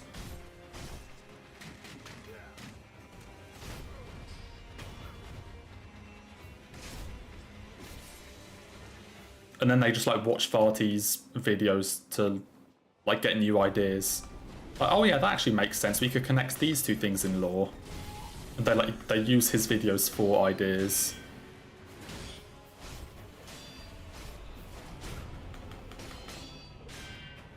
Like, Varty just mentions some random, like, character. Like, when they made the game, they were just like, "Oh, I don't know what this is. Fuck it, we'll just, like... You know, we'll just say that this was the weapon belonging to, like, some random character that we've never used and we're never going to use." And then Varty's just like, "Oh yeah, this character was part of this massive war," or something, and they fought alongside Radahn or something. And then Miyazaki sees it and he's like, "Oh yeah, that will work. Yeah, that will work. Whack it in the DLC."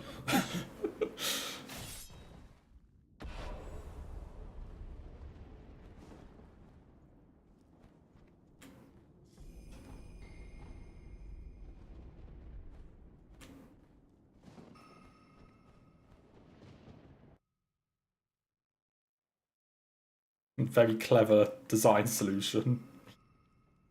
Just let the player base fill in the gaps.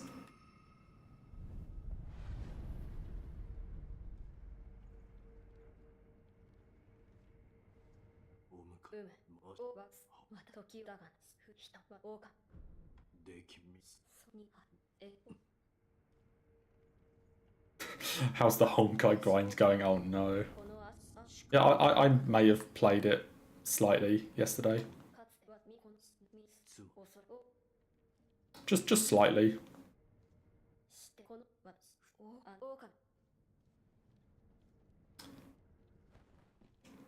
As in doing an entire event in one day just so I can get the character I want.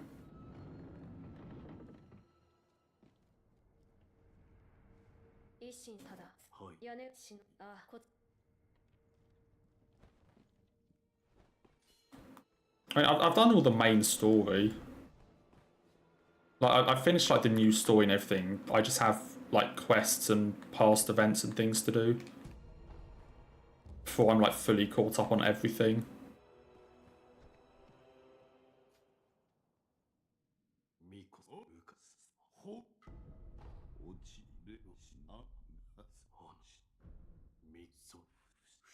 But there was an event that came out, like, yesterday. There was an event that came out yesterday, and I just, like, played it, or I, like, finished it yesterday so I could unlock the character I wanted.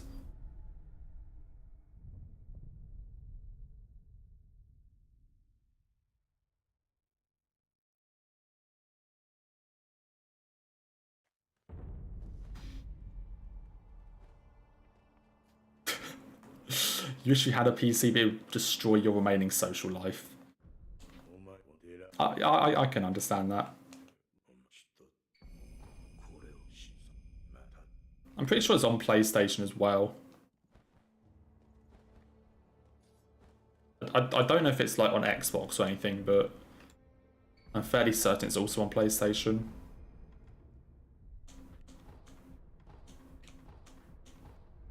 I would say the events don't take like that long to do.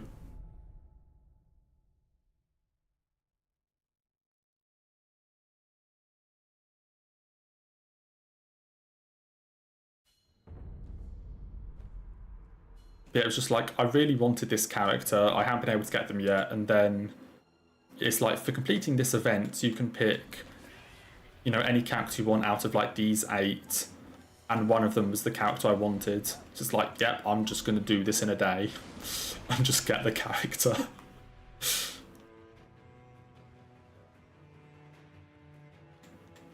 I'm pretty sure Genshin and Honkai both run pretty well on PlayStation.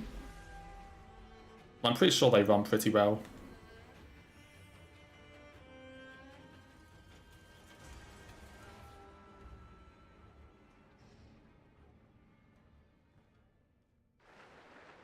Like my PC sometimes struggles.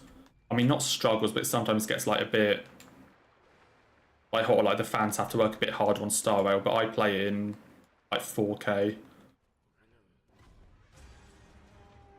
So it sometimes has to work a bit harder at certain parts, but I'm sure like on PS it'll just be 1080p.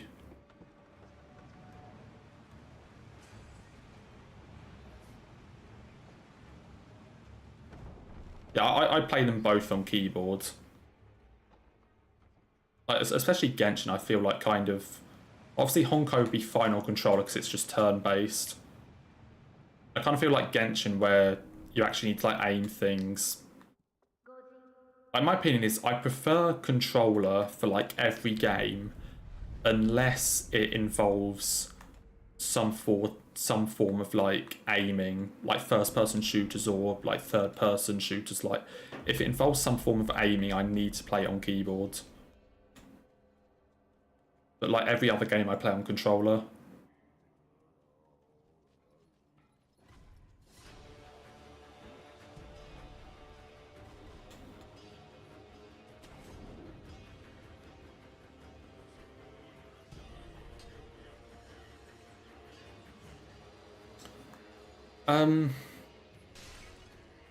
I mean, it depends. Like, Genshin definitely has... I mean, it depends what you prefer game-wise. So, like, Genshin is open world, like, free combat. You know, just in the open combat whenever. And Star Rail's, like, turn-based. You know, Star Rail's more turn-based. So they're different in that. So, like, so the actual, like, game style to begin with is different. Genshin has more available content, but that's because it's an older game. It just naturally has more.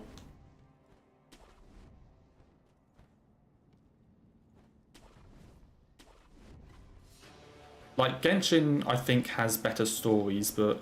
Okay, here's the thing, like... Honkai has had...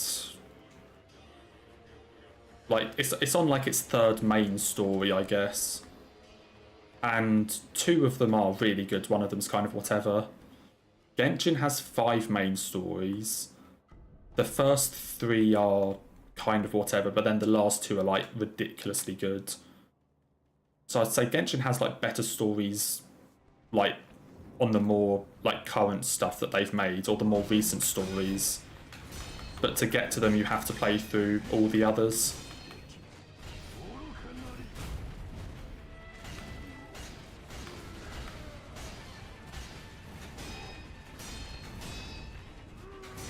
Then if you clear all the content, Star Rail has more endgame stuff. It also just depends on like what characters you like.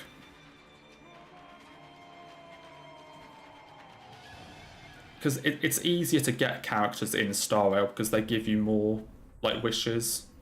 Like they give you more chances to get the character. So it also just depends on what characters you like.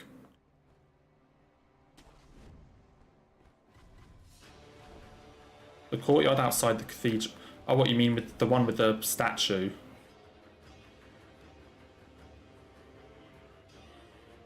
Or just in like the middle of Mondstadt, yeah. But the one with the statue of Venti.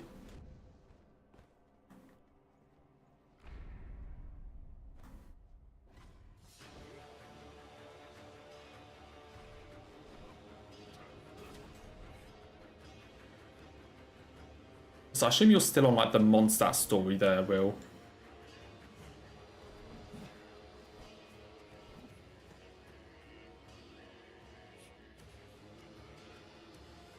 There's a wall that goes around. Which wall do you mean?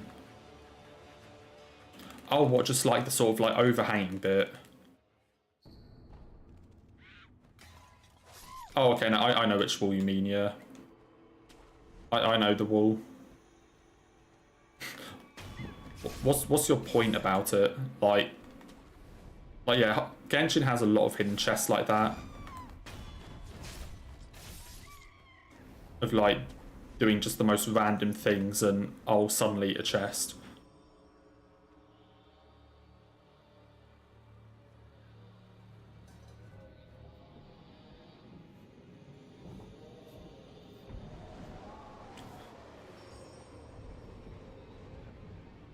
You keep falling off it, oh dear. Yeah, I advise you don't. I'm assuming you've unlocked wishing, yeah? I'm pretty sure you unlock that pretty early on. It's like get characters.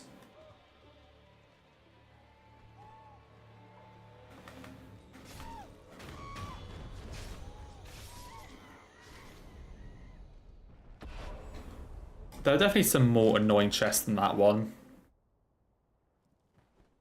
I think there's some in the newest region that are like super annoying to get.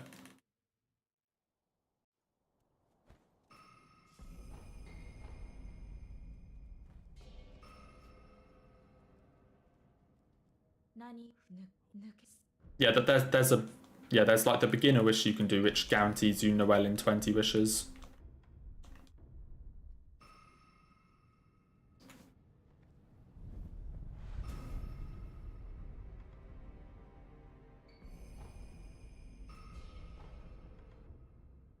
There's plenty of time before you reach there. I mean, the thing is, there isn't. The thing with Genshin is, after finishing the Mondstadt quest, outside of 2 regions, the entire world is available.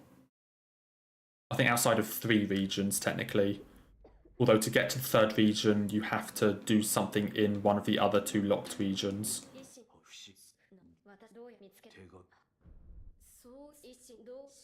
I'd say after you get out of Mondstadt, the entire world is pretty much open.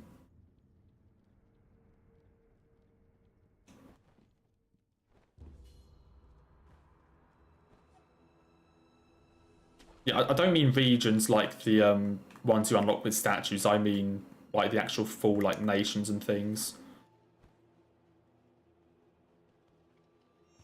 Because after, like, Mondstadt is the smallest region in the game by far. Like, by a long way. So after Mondstadt, you can access all of Liyue, Inazuma, not Inazuma, Liyue, Sumeru, and Fontaine. Like, just like that. And all 3 of those areas are way bigger than Mondstadt.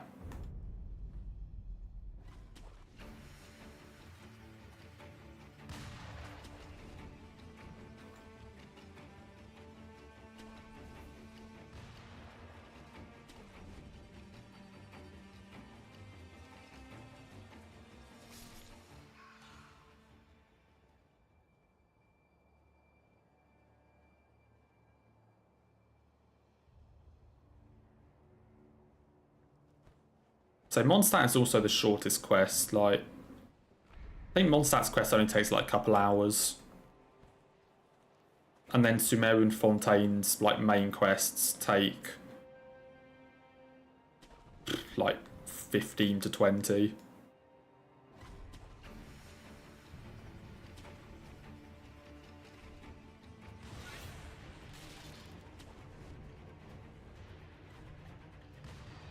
I don't think there's anywhere that shows completed quests, Will. I think it only shows quests you haven't finished. I'm pretty sure there's no way you can check for like completed stuff. Or actually no, there might be somewhere in the, I'm trying to think of what it's called. Like the databank battle archive, something like that. I think in the battle archive, whatever it's called, I think you can like check which quests you've done. And you can like reread the dialogue and things like that. You know, take care, Agility. Hope you enjoy the Ghost of Tsushima.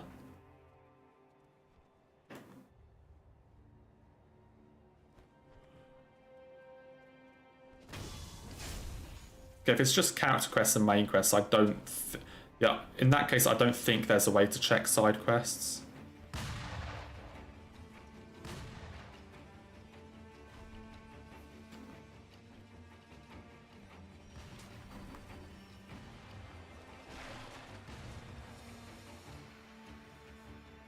Not even close.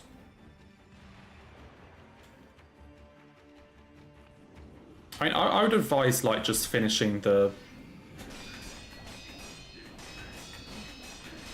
I'd advise finishing the Mondstadt story like as soon as, because then the like whole world opens up.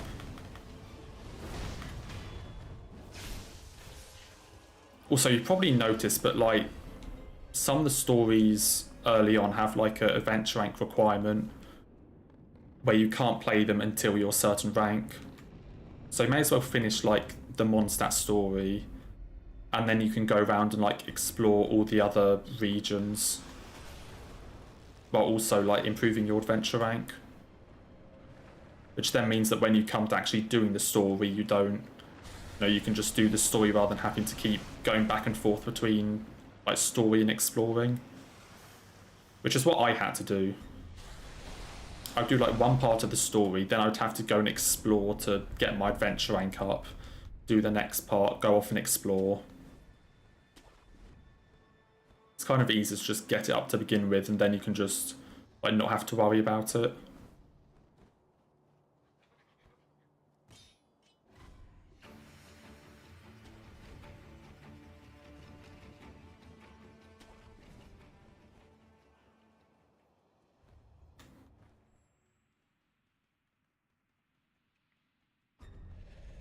Okay, can I not mess up this super easy jump this time? Thank you. Which means they're a massive city. Every region in the game has like a main city.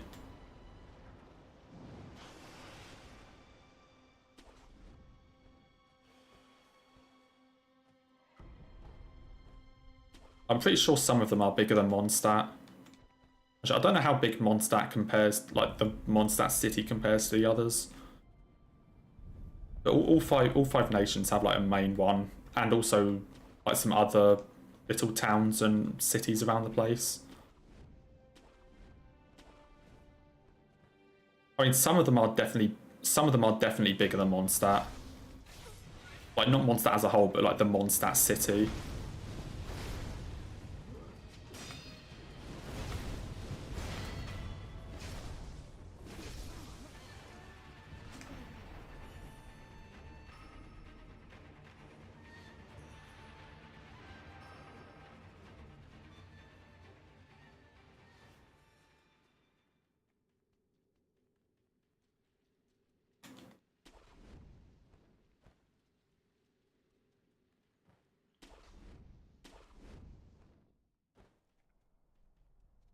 Yeah, Inazuma is another of the regions.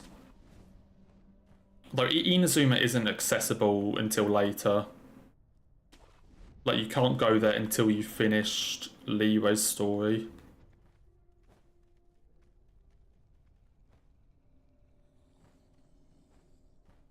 Oh, not the Inazuma 11 stuff again. Oh no. He's found out. He's caught me.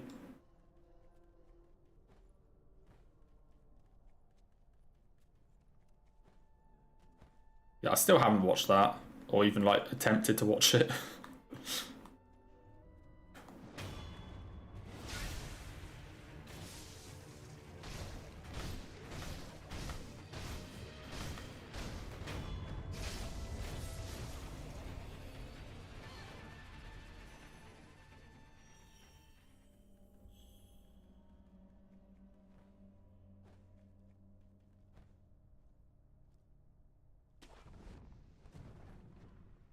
I'm sure it is good, but say I haven't watched it.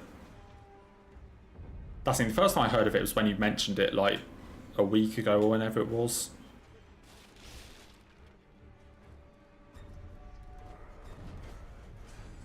Or like a couple weeks ago.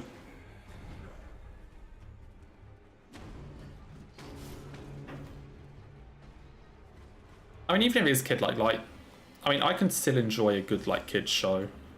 I can still appreciate that they're like well made, even if their intended audience is younger. You know, obviously, like Scooby-Doo and things like Tom and Jerry are always going to be good, even if they are like kids shows.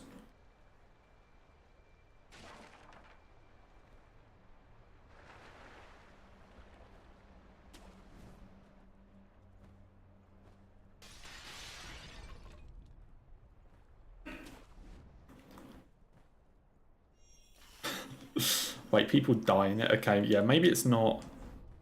Maybe it's not quite kids show then. Okay, let's hope I don't fuck this up again. And have to go through that incident like last time.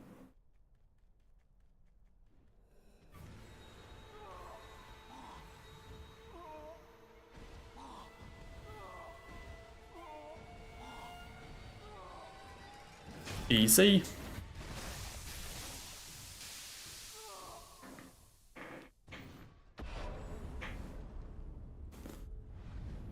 I wonder if I should just go back to doing 5 Ash.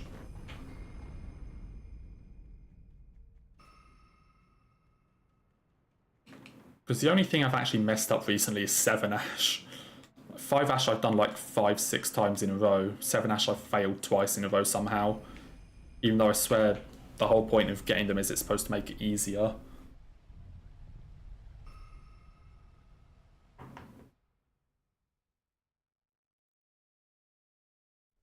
There is a way to do it with 4, but I never learnt it. It's like way more precise. And only really applies to speed running. Because like the time it actually saves is negligible.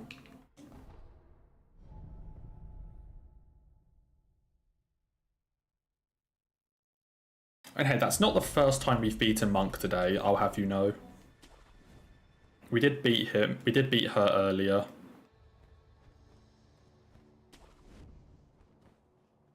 Before the run died to Shinobi Owl.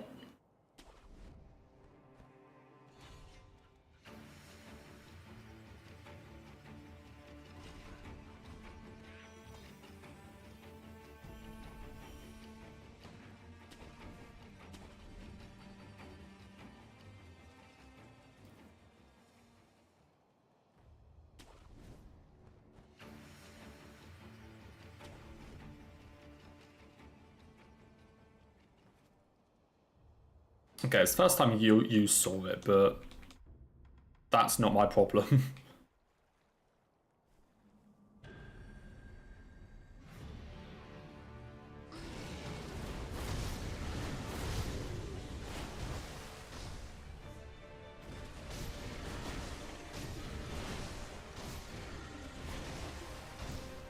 Yeah, I've never played Baldur's Gate 3.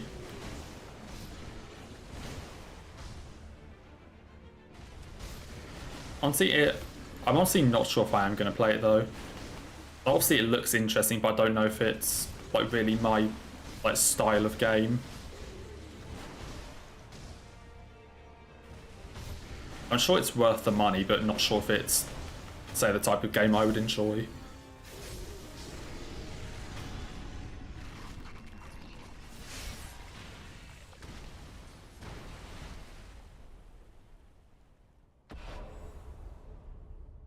I guess if you really like those types of games and like D&D and stuff like that.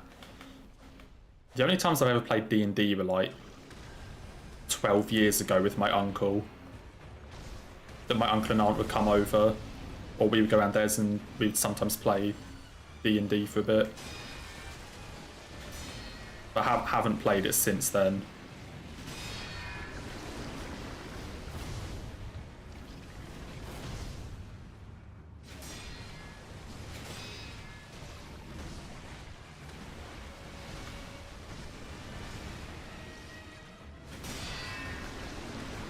What are we witnessing? Was that a cooperative ape?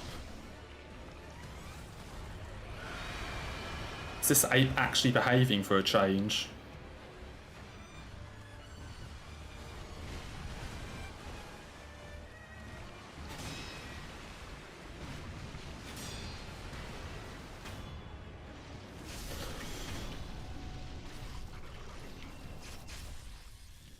Ape actually behaved.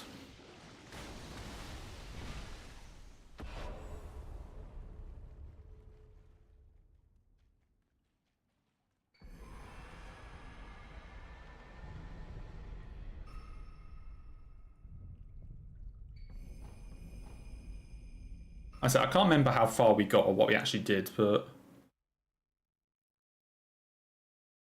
so we played it when we were younger, and then it basically stopped as soon as my aunt and uncle had kids.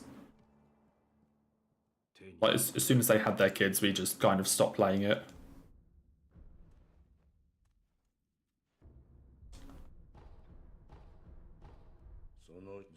I guess there was never really the time to do it after that.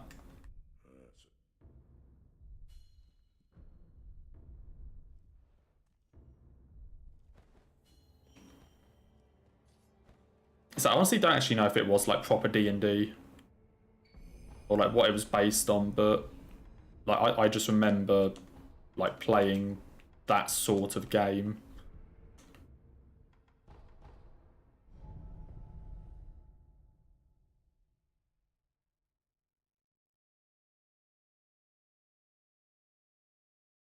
I've never played Risk. I've never been like a massive board game person. You know, like they're fun to play like on occasion, or like with family, or like if you're, you know, just for fun sometimes, or like take them with you on holiday sort of thing. But I've never really been like a massive board game fan.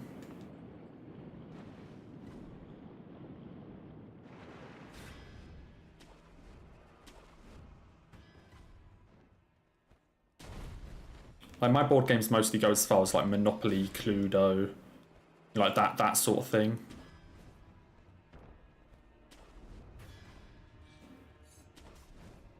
I mean, there are some others I played, but like some others that we tend to play, but those are like the main ones that I remember.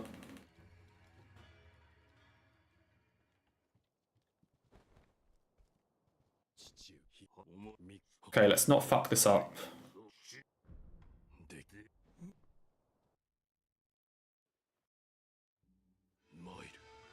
Fuck you. Okay, no, tell a lie. Okay, no, fuck you.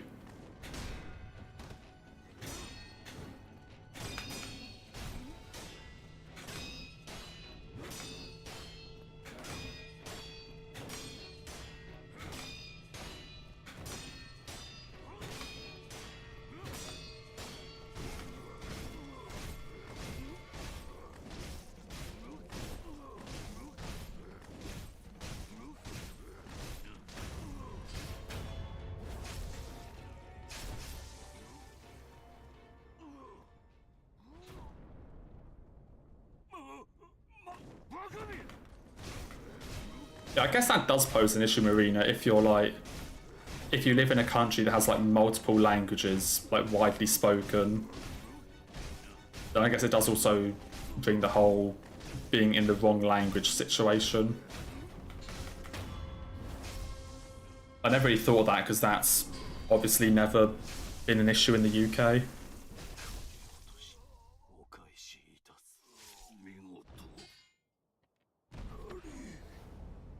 But that's obviously just not a thing here. But you need to worry about like which language the game is in.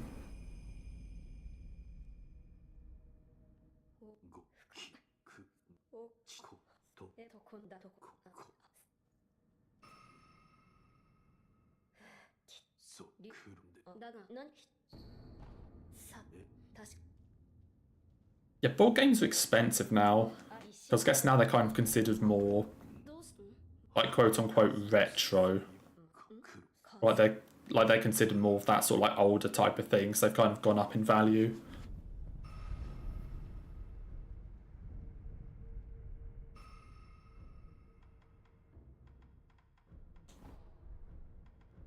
because like no one actually plays them anymore. Like they're not like commercially played, I should say. I'm sure people still play them, but you know, nowhere near as widely as they used to.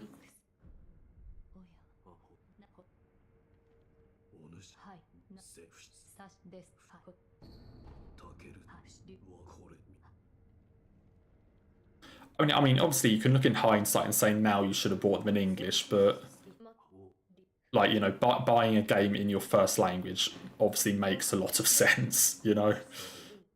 Like, sure, hindsight is a wonderful thing, but like buying a game in your first language also makes a lot of sense.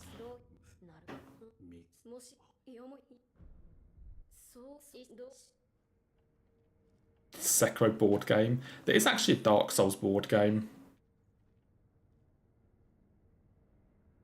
I'm pretty sure there's a Dark Souls board game.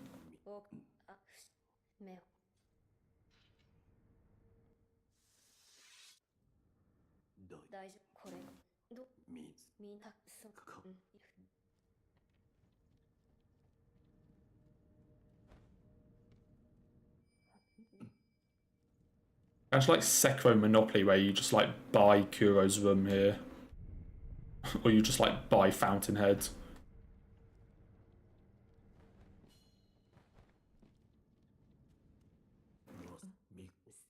I guess also because German is also one of like the most, like one of the most spoken languages, or it's generally like a widely spoken language. You know, it's one of like the standard translations for things. You know, it's part of that group that like every single like game or thing gets translated into. So I guess the supply was actually there for that stuff as well.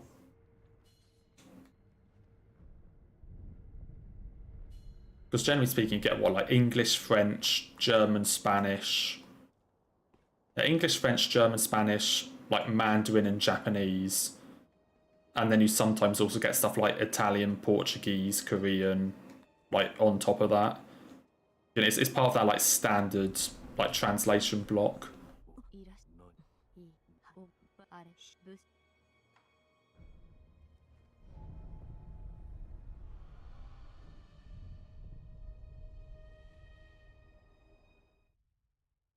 Welsh as well.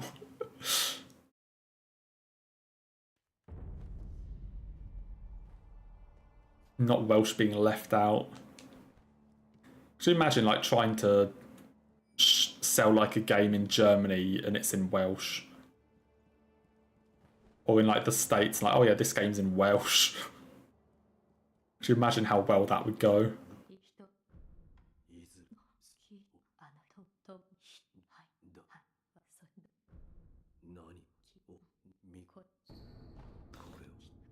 Probably not greatly, let's put it that way.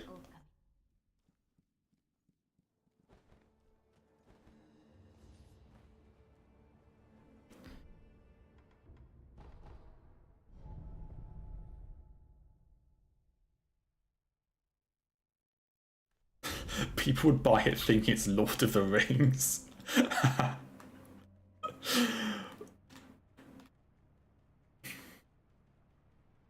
What, you just like sell a you'd sell like a Lord of the Rings game in Welsh and people buy it thinking it's like in the actual like in-universe language.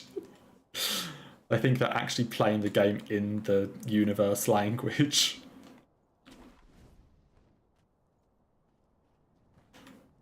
Oh dear.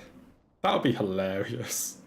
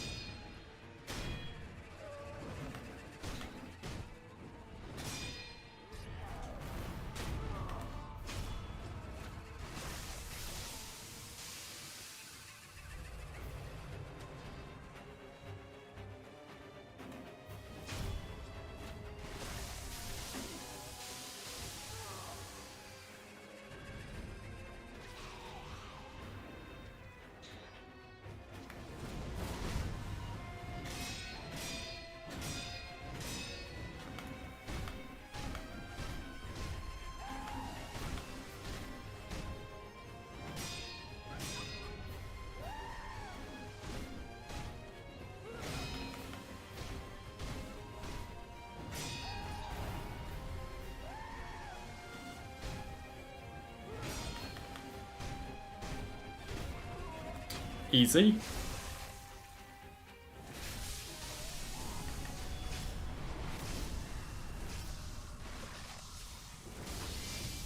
You call Welsh... Well, I'm gonna butcher this, but like, what, Wallisich or something? Just sounds like the Walish from Dory. Yeah, all of Wales is actually just fish. Like, we were wrong thinking it was sheep, it's actually just fish. That's what Finding Nemo is based on. They all just speak Walish there.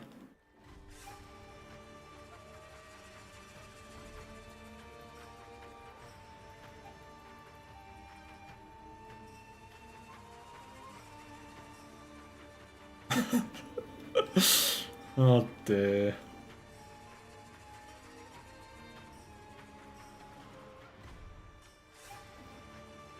That's such an incredible interaction, Marina.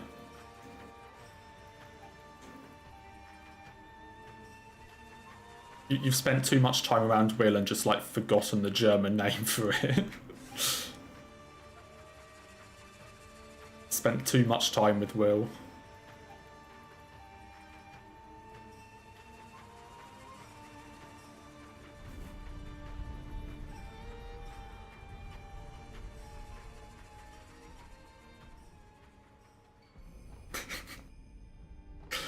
Just didn't even know there was a German name.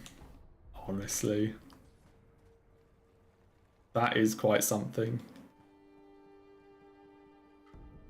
Just thinking Welsh was like such a like uncommon rare language that the Germans hadn't even come up with a translation for it. It's like not enough people speak it.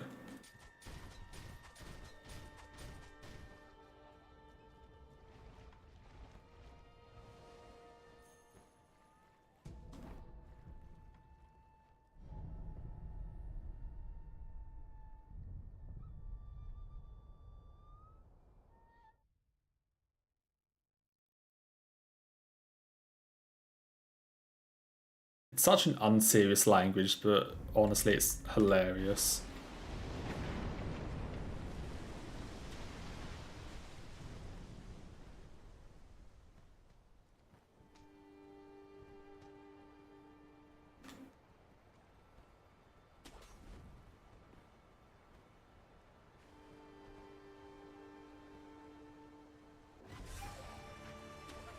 Says the posh.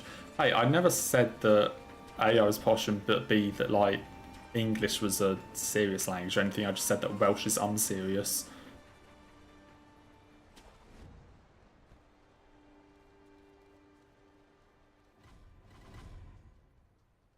Hey, Surrey isn't all posh areas. Like, sure, there are some, but it's not all.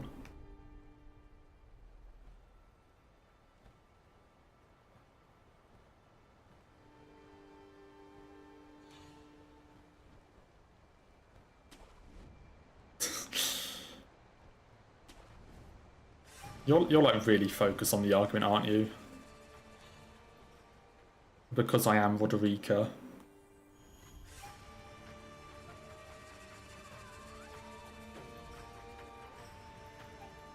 Language law. We're going this far that we're going to start calling it the law behind languages, when it's actually just like how they were like derived from others or whatever.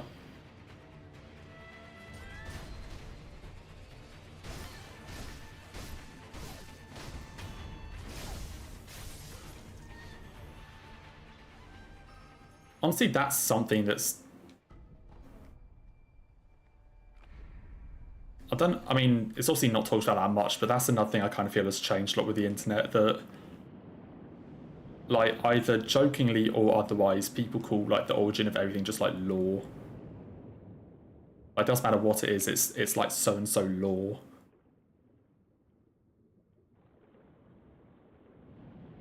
Because of like books and internet and things.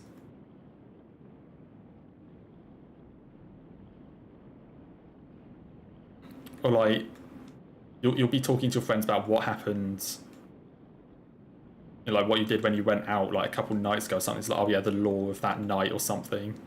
in such an unserious tone that that's just what it is now. Or that's just what it's called.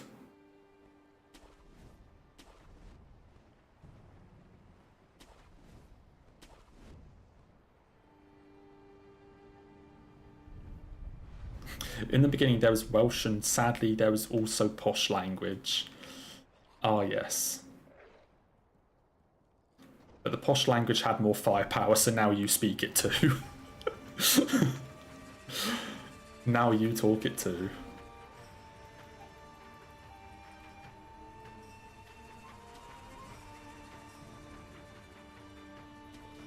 I mean, that's just like the entire, like, how the world works. Like, we had this language or this country, but the English had more firepower.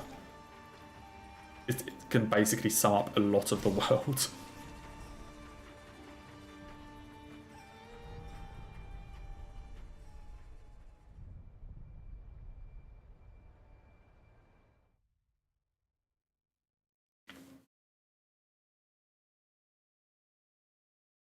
You were forced to. Yep.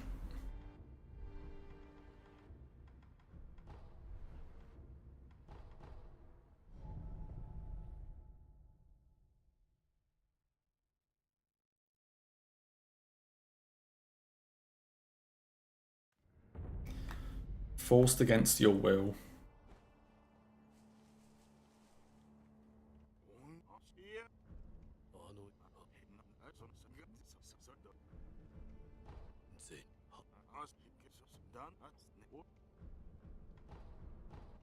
Well, time for 5 minutes of dialogue.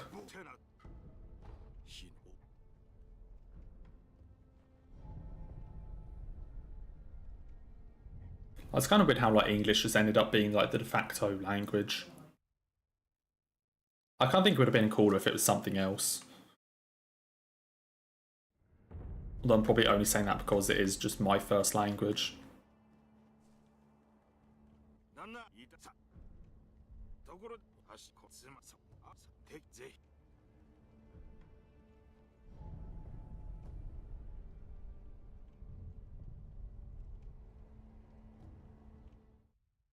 Yeah, then now it's just like the expected language you learn at school or something.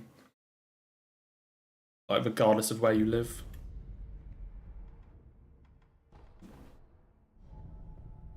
Like, pretty much everywhere now will teach English in some extent at school.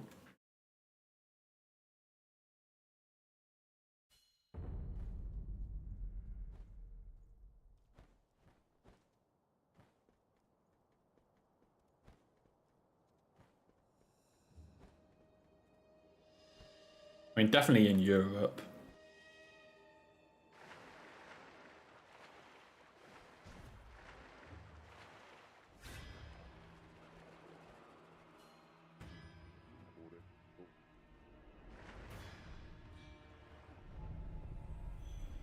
I've seen those TikToks how private school children act. No, I have not.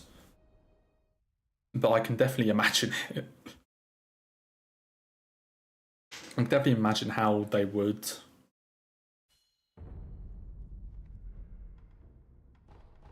Yeah, private schools are something else. I definitely in like the south of the UK. Because of course you have stuff like Eton over here. Like around Windsor you have Eton, London, all this sort of stuff. Definitely amplifies it somewhat.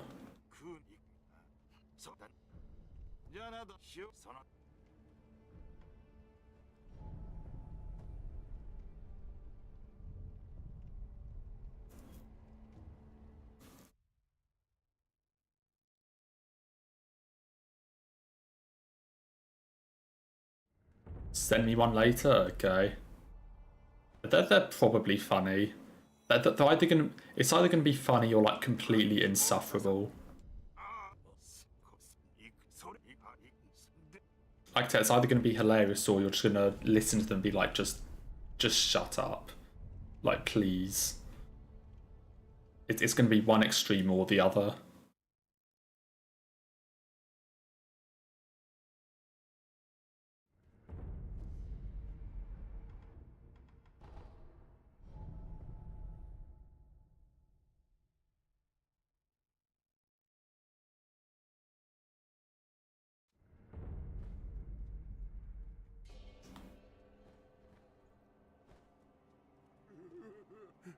Hello, good sir. Guy who takes the piss about different school-related... Yeah, I don't think I know who that is. I don't think I know who that is.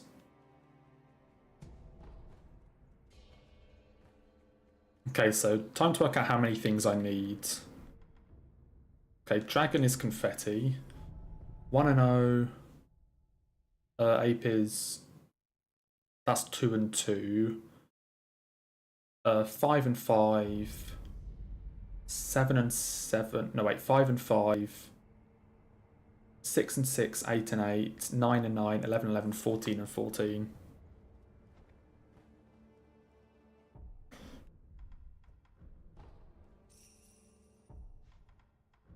Okay, so I need to have 14 Akko and 14 confetti at the end of this. Which means I need 4 confetti, 5 Akko.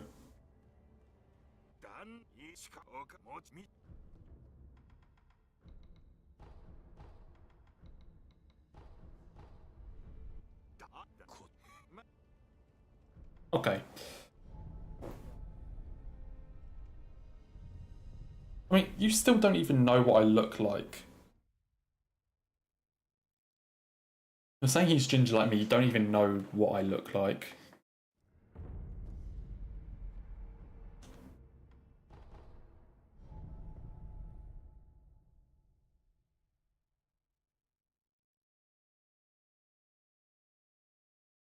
Show you then? No. Simple as.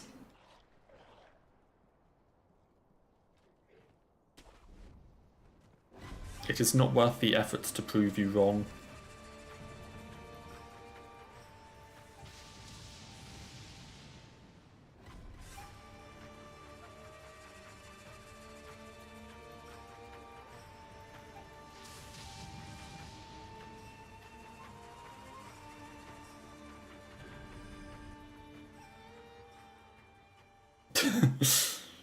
Yeah, if I'm not going to prove you wrong, it's just a fact now.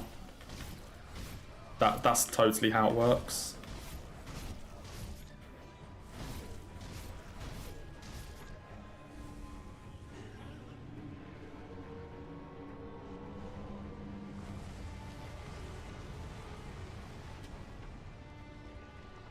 And if you're going to group up,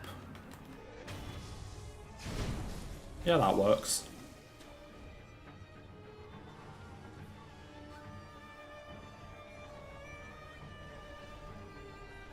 Anyone else?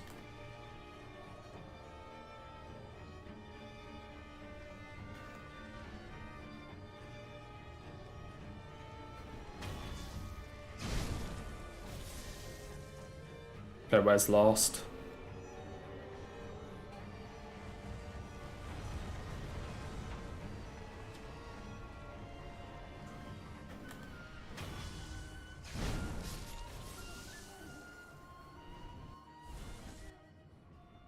Okay.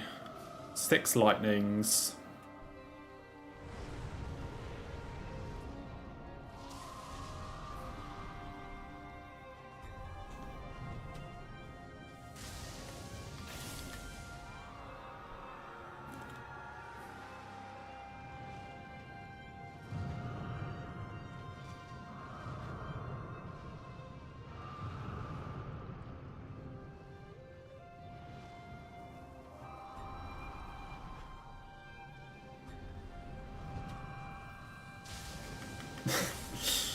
I mean, given you had mentioned like your hairstyle before, I could kind of work out that wasn't the case.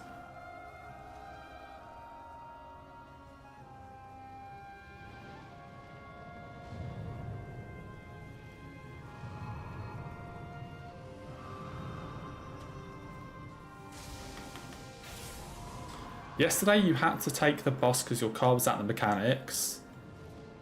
The bus driver asked if you were over 16. Oh dear. I am sorry. Did he make you like pull out your ID?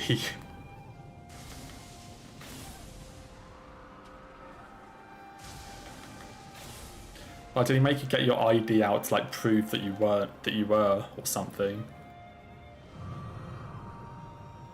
Oh, that's hilarious.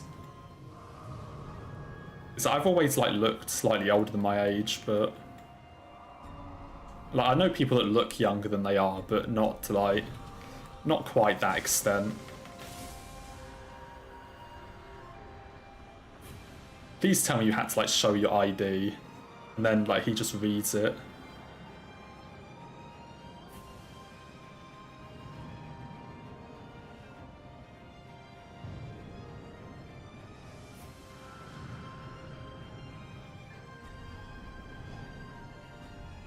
I'm hoping he's going to do another attack so that I go left. And now do the big hit? Shit. I don't like going left on this. Just a personal preference, I prefer running right.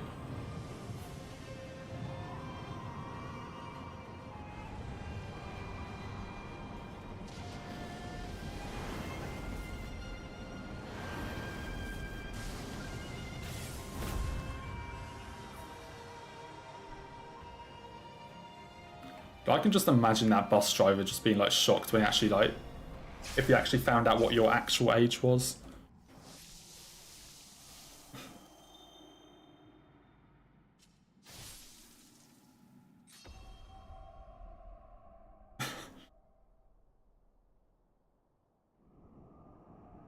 Wait, oh, he was actually asking for like youth price. Oh dear. Should have taken it. Just been like, yes, I am 15. I pay child prices. Should have just seen if you could get away with it. Oh, that is brilliant though.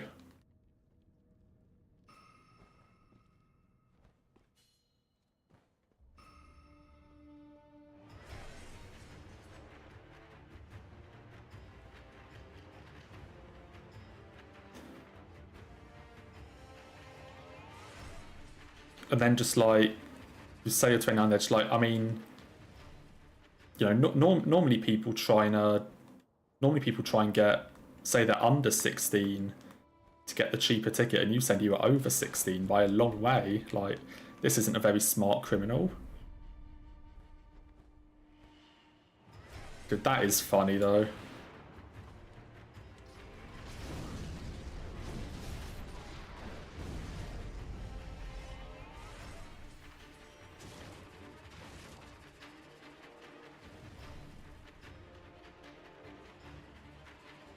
So I think the biggest difference I've had is I've been told I look like 24, 25 when being like 20 or 21. I think that's like the biggest difference I've had. You immediately put on makeup. Just as soon as you get to look like I can't be looking 16 again. Oh, that is funny though.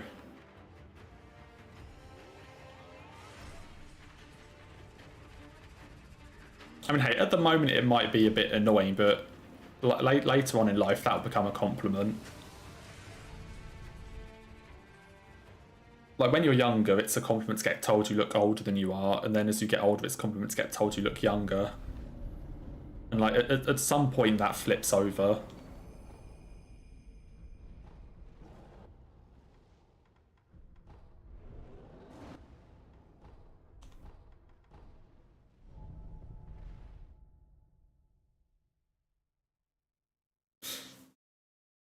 Yeah, 16 to 29 is quite the that's quite the like gap in terms of guesses.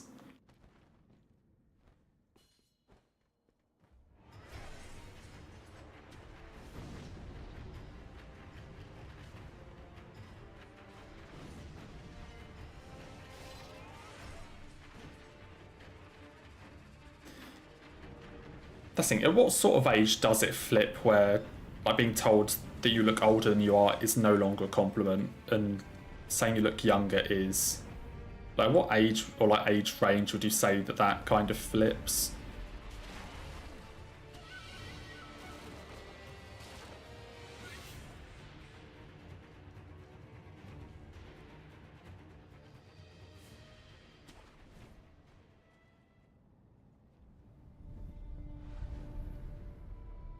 That's probably got to be in the, like, 30s, right?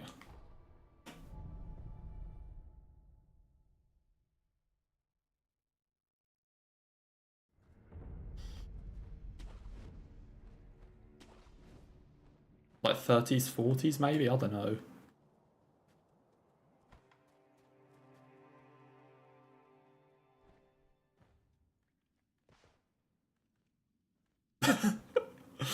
Wait, and then you told him your actual age and you still got it wrong.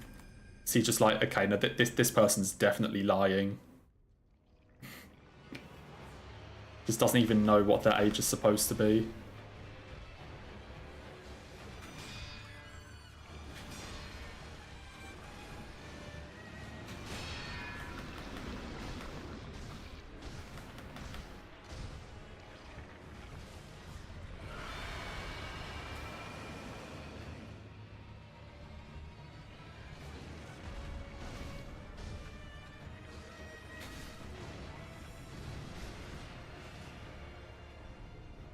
I suck. I'm so bad at that attack.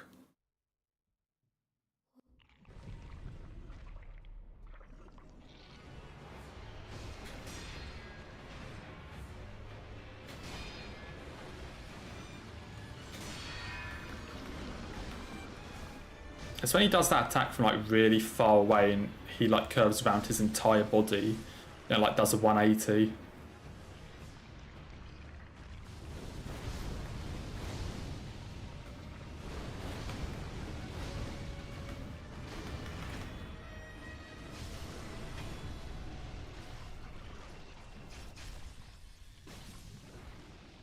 Whoops.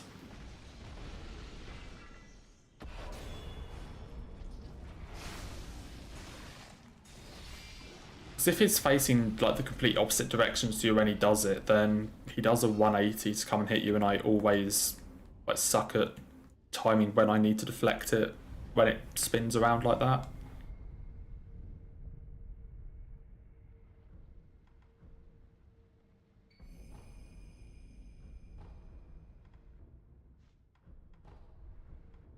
That is a sad one.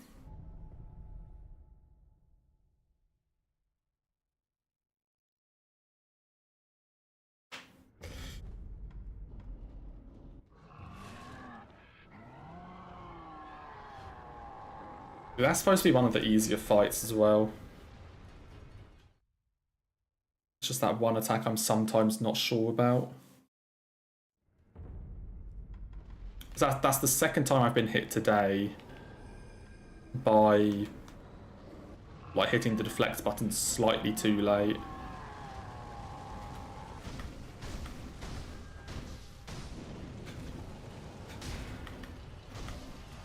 Yeah, not quite as good as yesterday.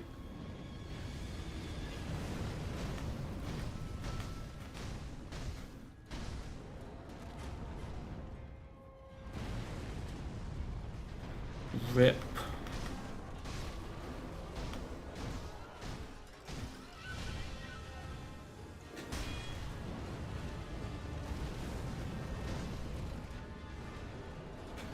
What the oh, that's his AoE. I could not for the life of me figure out what that attack was.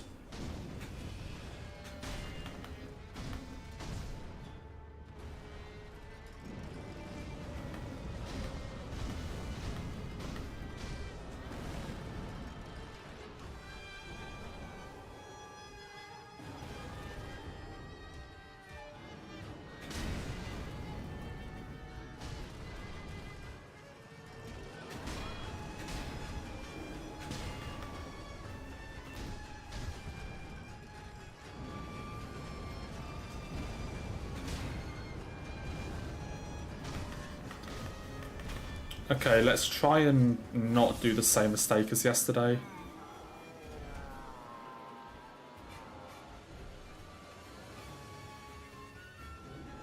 Okay, I'm going to run to my right. I'm going to run this way.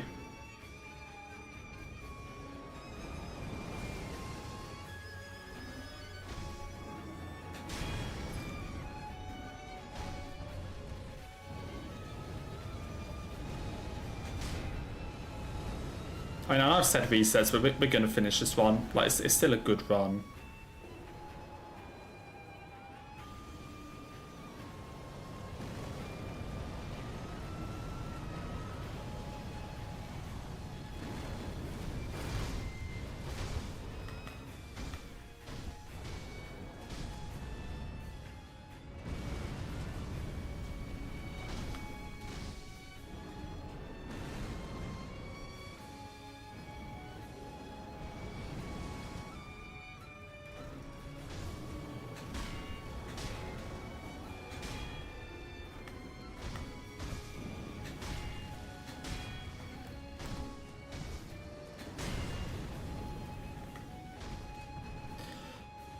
That is sad though, but oh well.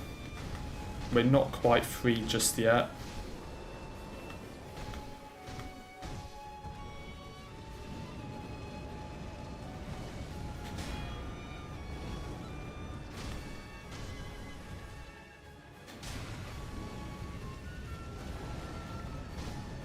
Dude, I need to do this before I go away.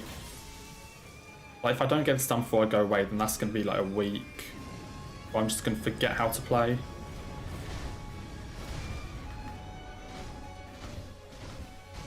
So there actually is kind of a time limit on this now.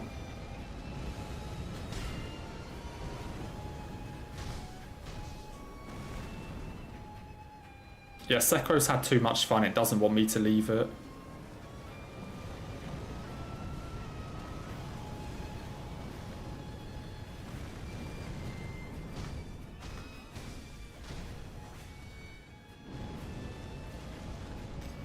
It can't bear the thought of me leaving.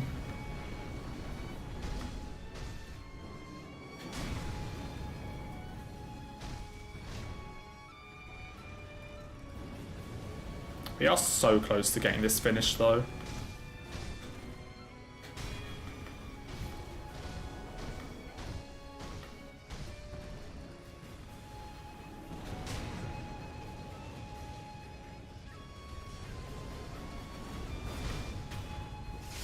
Like, we are close to getting this finished.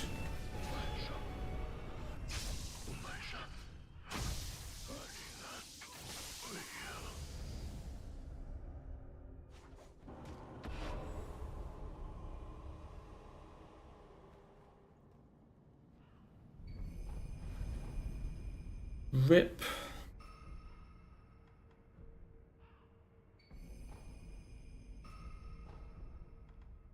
Let's see if we can get like consecutive one hits. Well, not consecutive one hits, but like one hits on consecutive days. Let's see if we can do that. Yeah, it doesn't want me to leave.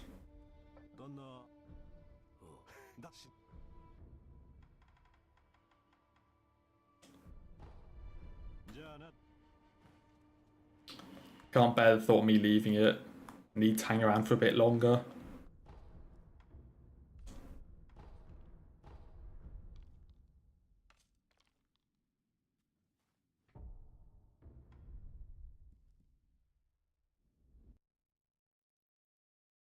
That's so annoying.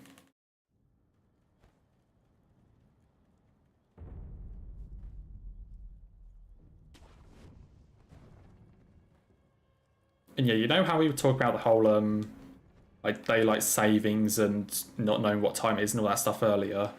Yeah, it's 7:10. Holy fuck.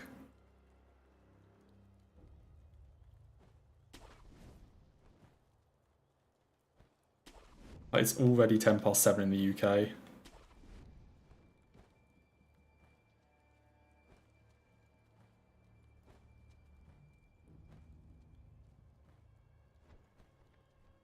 Also, first try jump.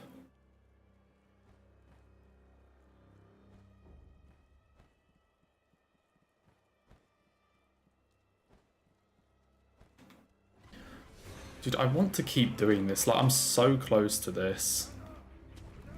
I'm so close to getting this. Oh, shit.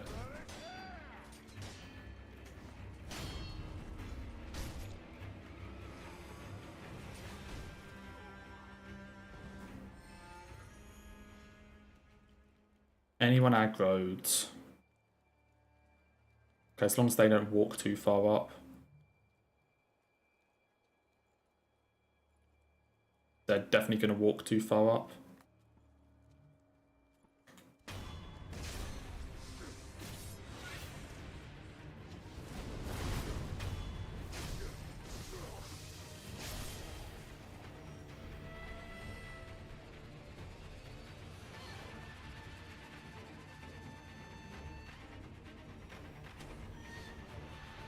I love this also like isn't editing the video.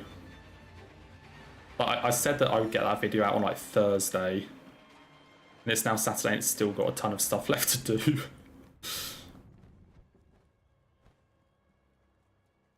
I mean, I can probably do some more tomorrow evening, or tomorrow night, because I'm out like all the day.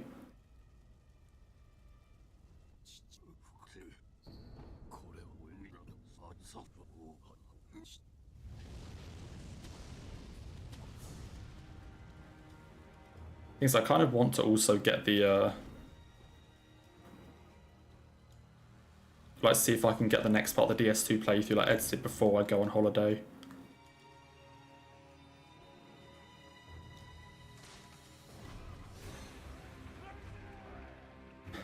Which is kind of looking less and less likely.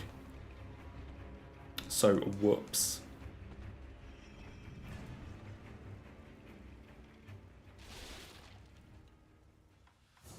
I guess I need to do it when I start it and then get it finished when I get back.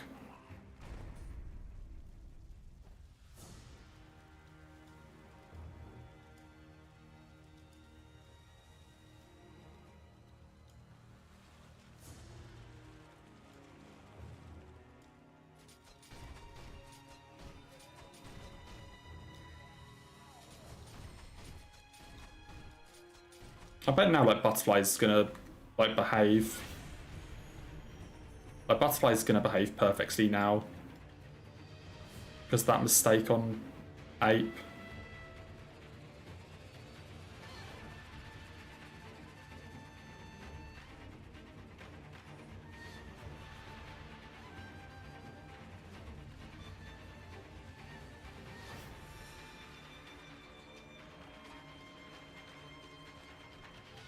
Butterfly normally behaves once I've gotten hit.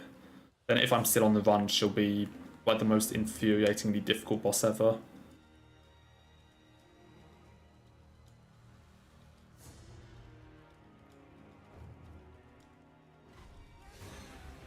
What? Okay, it turns out there's a reason you're supposed to crouch there.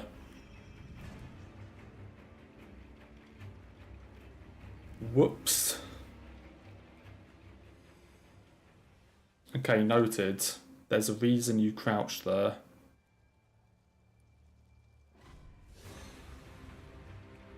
I'll feck the drunken storm. Okay, abort, abort, abort. Abort.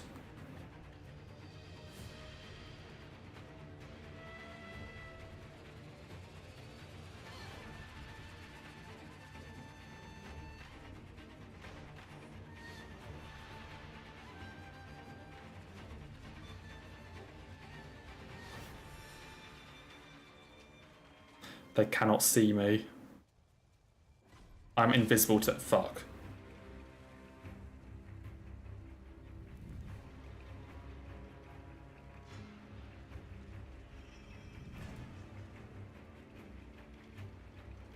Can this dude actually, like, tell I'm here?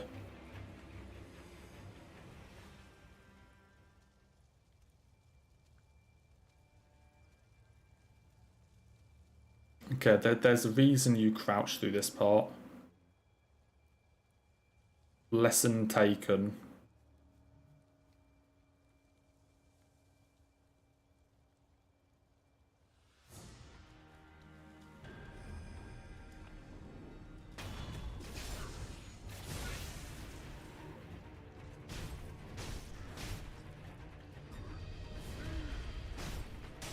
I don't have TikTok, Will. I do not use it.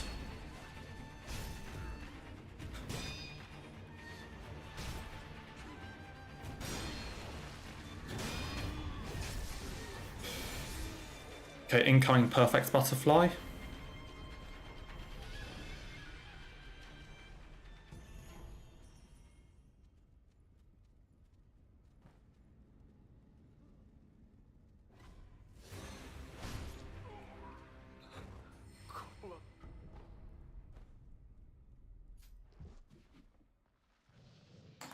About to be the most perfect butterfly fight you've ever seen. Because we're not on a hit list.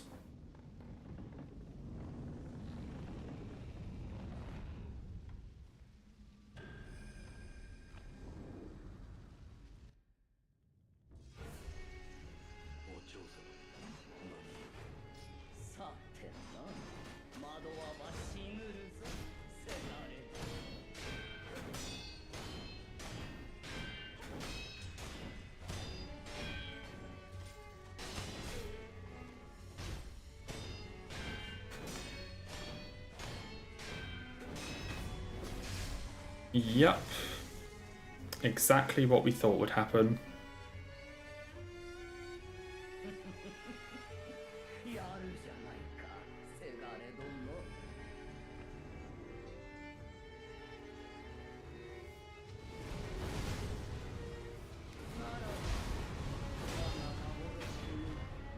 What a surprise. What a surprise.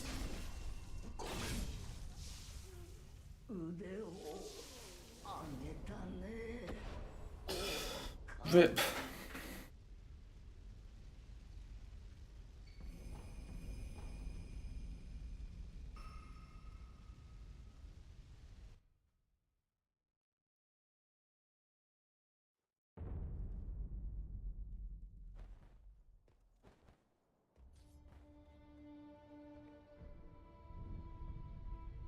Well, 2 more bosses. I guess 3 more fights because of the drunkards.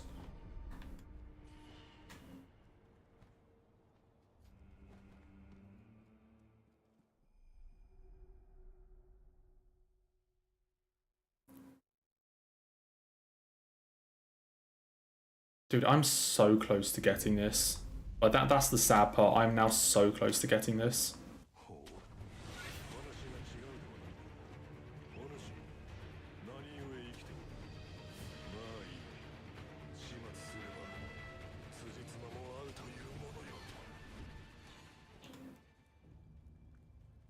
For that exact, I mean, okay, not like that spot exactly. It's not exactly precise or anything. But at the start of phase 2, she can either jump down, which is what you see her do in my runs, or she can like immediately summon all of the dudes. So she can just like summon all of the ghost dudes like at the very start of phase 2. But by standing in that position, A, she will always jump down. You know, it's not like precise, it's not like only that position exactly, but for that position she'll always jump down, which then means that I can do like all the mortal draws on her and kill her. It's basically just to stop her doing the like ghost summons at the start of phase 2.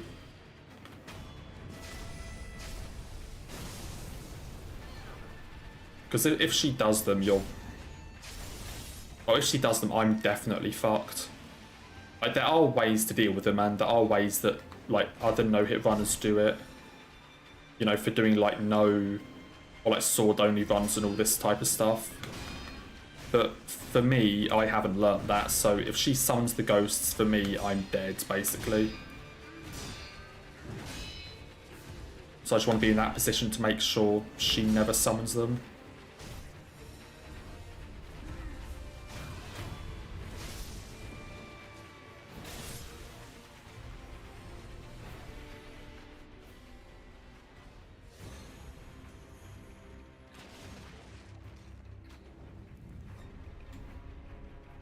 So there are a lot of like little setups that I kind of not subconsciously, like I'm aware I'm doing them, but in the sense that I never like went looking for a setup. I just did it that way and it worked. So now that's just the way I always do it. I think that there are a lot of like little things like that that I set up in a particular way, you know, not because I actually tried to come up with a setup, but just because that's what I found myself doing.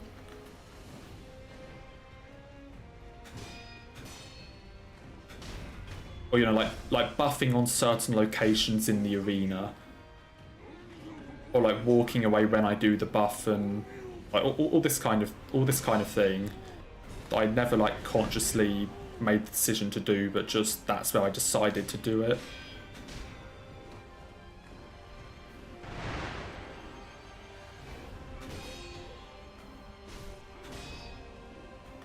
I see that with the final bosses as well, like the way I buff for the Ishin fight.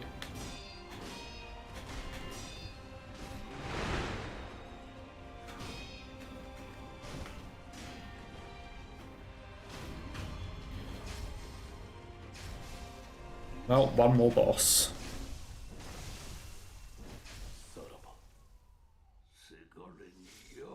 Or like for Demon, at the start of the fight, I always buff like as I'm walking down the staircase. Or Owl, I always put my confetti on at this rock here while I'm walking forwards. Or like, you know, these sort of like random things I just always do the same way. Even if they don't actually, you know, make a difference.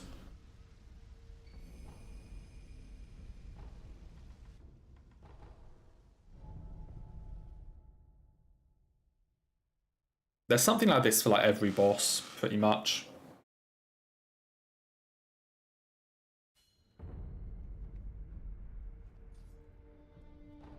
Like, you'll also see me do it here, that I just, you know, this is just how I set up fights.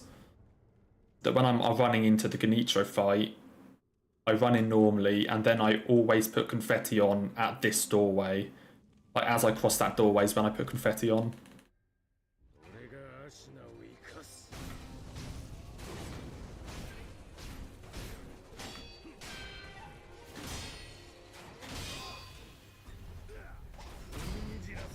And then when we get to Ishin,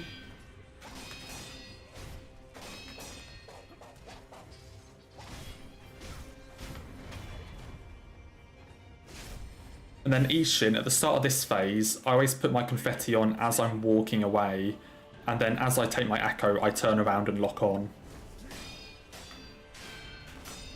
Like, you know, it's just random things like that that I never, you know, I never planned to do it that way, or never like actually practice doing it that way. It's just that's how I find myself doing it.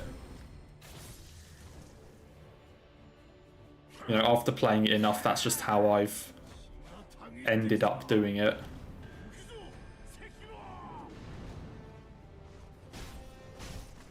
It does at least make it consistent, you know, like buffing like doing buffs or setups in like the same place every time.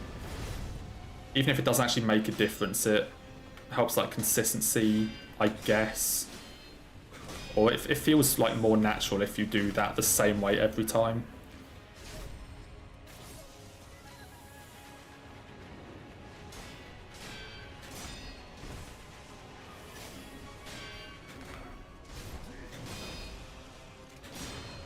I think there really aren't that many bosses where the setup actually matters. Okay, that was just bullshit. He was supposed to get staggered by that second hit.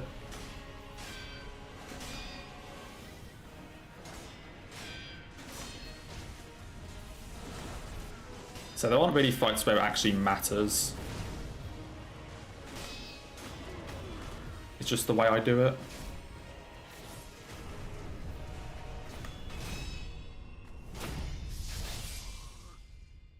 So yeah, Ishin, like this absolute, like, god for whatever reason just didn't stagger after I hit him with the sword twice in his back. He just immediately went for another attack. But oh well.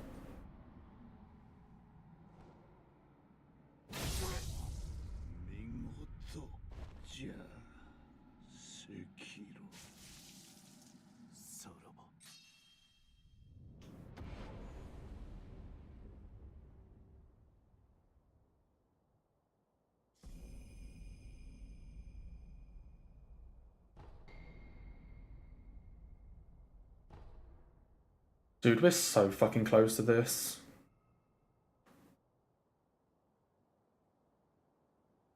Yeah, I'll practice ape a little bit. That's the thing. I know exactly which. It's the same attack that always throws me off. Like if you picked any run or like any ape attempt where I got hit by ape, I would like put money on it being that one attack. It's just this one attack in this like one specific scenario that I cannot do. Yeah, let's practice ape.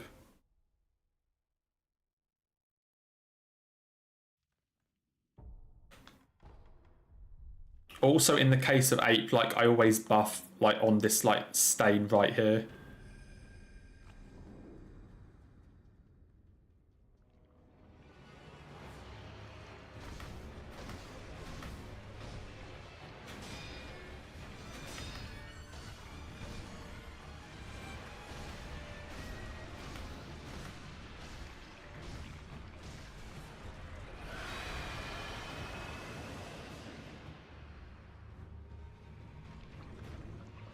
I mean, like, look at how easy ape is normally.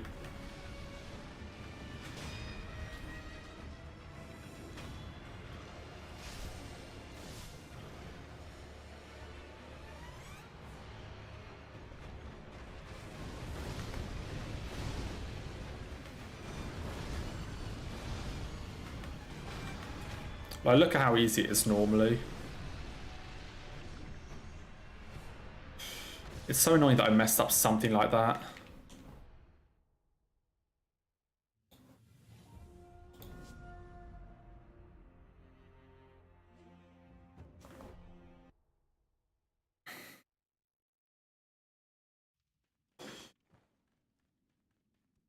I don't know if there's a way to force him to do this attack, but one of the slashes ape does is like basically he's facing the complete opposite direction to you and does like a 180, and I'm always really bad at judging like when to deflect if he does the 180.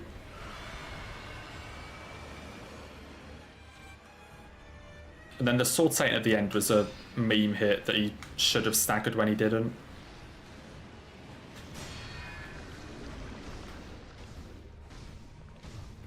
Actually, let's like hang out in this phase, see if I can get the attack. But let's see if I can get him to do the attack.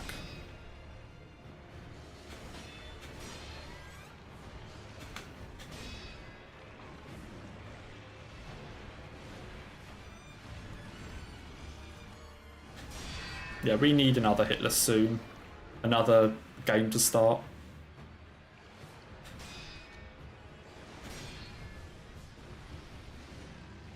I think it's off that combo.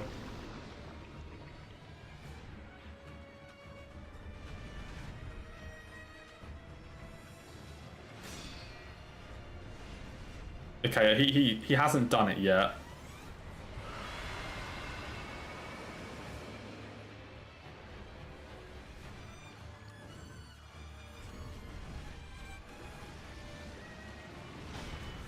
Gonna block that so that I don't kill him.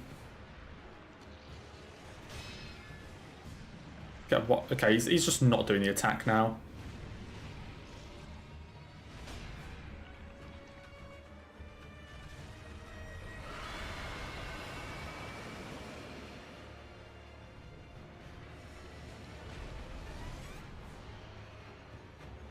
It's basically that attack there that he just did, where like he does that sword swipe, but it's such a big arc that he basically does a 180. And I have a hard time like judging when to hit deflect.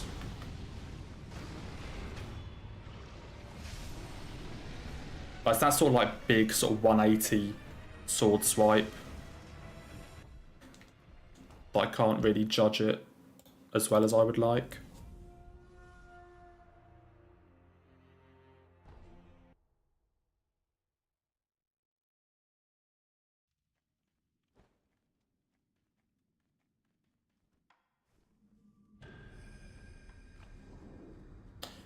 How much more grinding does this one need to get it?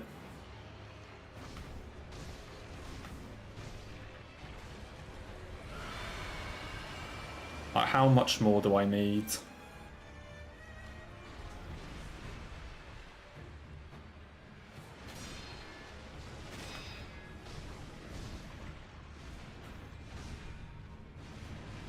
Actually, if I only do one hit there, he should do the full combo, which then means I can get the 5 hits in here.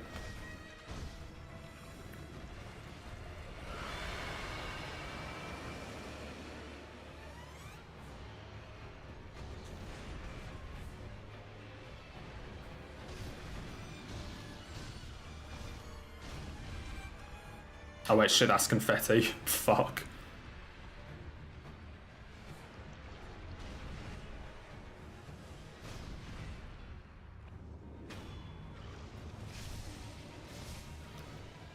This is not a boss I should be losing the run to.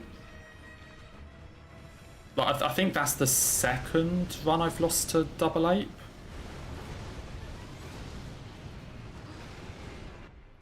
I think that's the second that I've lost to Ape.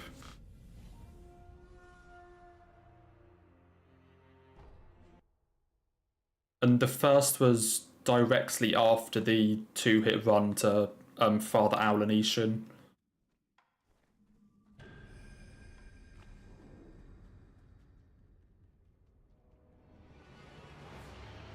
Wait, what am I doing? That is not how I start this fight.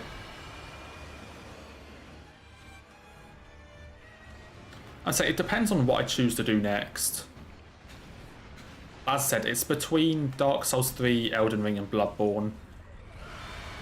Like the Hitless I want to learn next.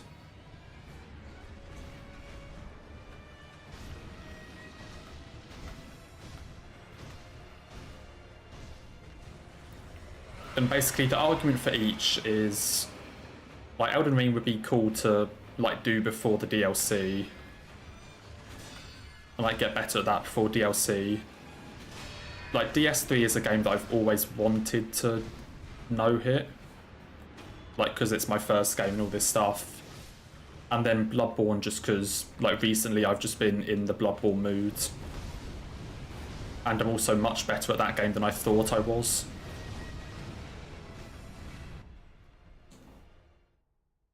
We've been lacking with DSD content. I've only done like one DSD video. It's like there isn't really enough DSD content to even be lacking. It just doesn't exist.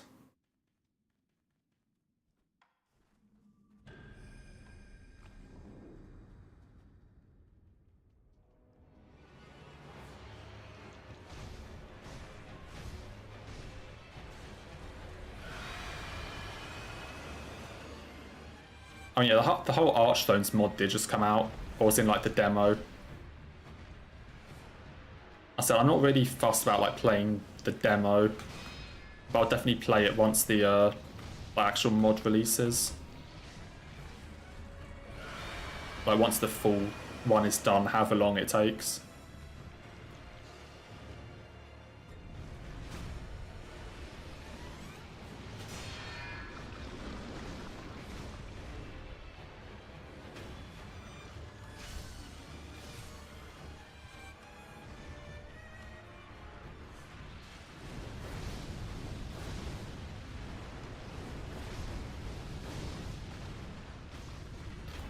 Yeah, I think that Ape, like, this is what I mean. Like, Ape is such an easy fight. Like, losing a run to this is so painful.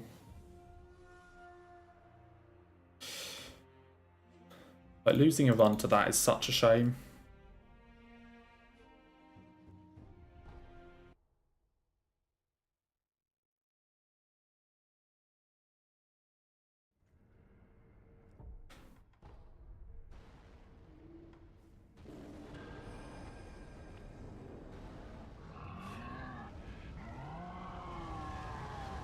I mean, I've seen like parts of it. Like I've seen people play like a couple parts of it. Yeah, it definitely doesn't look like a demo, but I feel like I'd rather wait.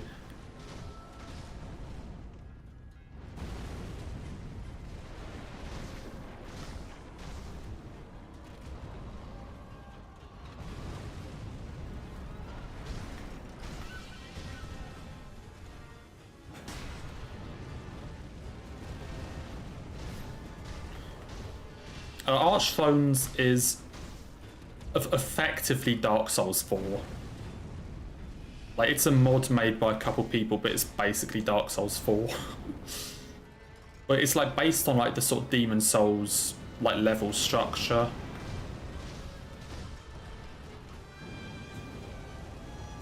But it uses like animations and assets from all FromSoft games. Like Sekiro, Bloodborne, Dark Souls trilogy, like all of it. Elden Ring.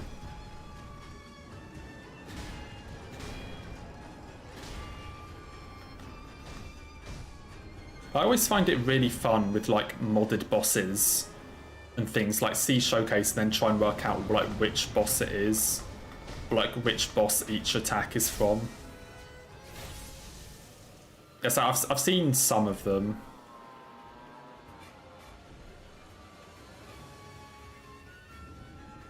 I know like Sanctuary Guardian is in it, yeah.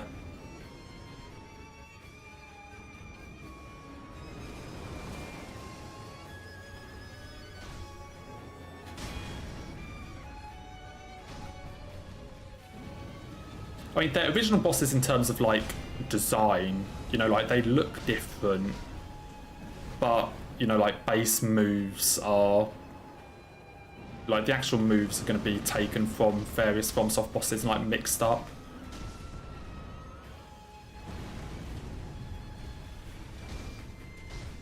But normally the way modded bosses work is they'll have like a skeleton.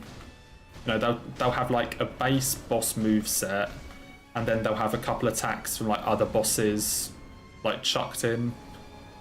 So you may have like a base move set of like Sword Saint Ishin with then, you know, then have like some Sir Alon or like Abyss Watcher's attacks chucked in there or something.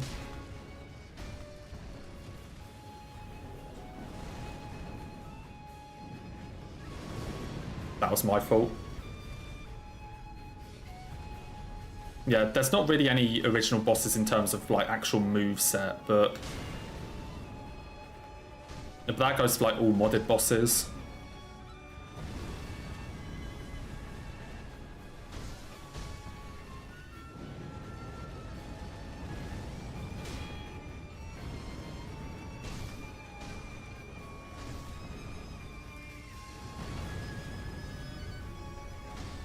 Yeah, areas are built from other games, so there's like, I know there's Hyde's Tower of Flame from DS2 in it.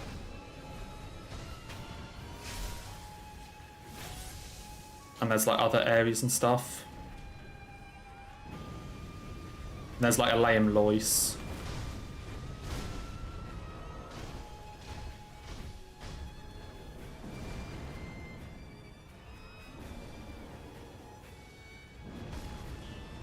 Oh, that has a hitbox.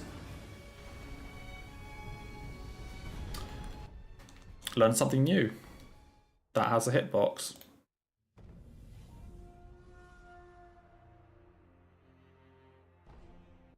Yeah, they're like areas from DS3, DS2, like there's a ton of stuff. I'll say for all intents and purposes, it's just a brand new game. Like it doesn't even like look like a mod.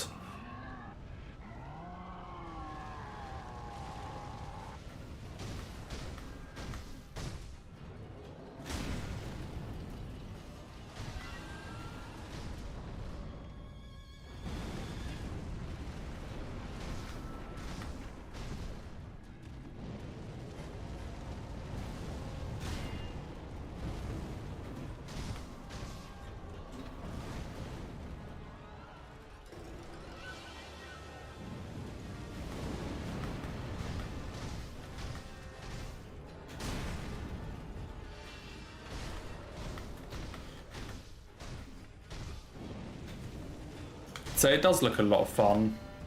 But it definitely looks like... So I'm assuming it is just the best like Dark Souls mod made. Like most like content-wise. In terms of like games as a whole, I do think there's probably some... And also I haven't played it, so I can't really judge, but... In terms of like content mods as a whole for games, there are like some really good ones. So I don't know how it compares to some of them. Like, Calamity mod in Terraria is just goated. Like, that mod is incredible. So I don't know how it compares to, like, just other games as a whole, but...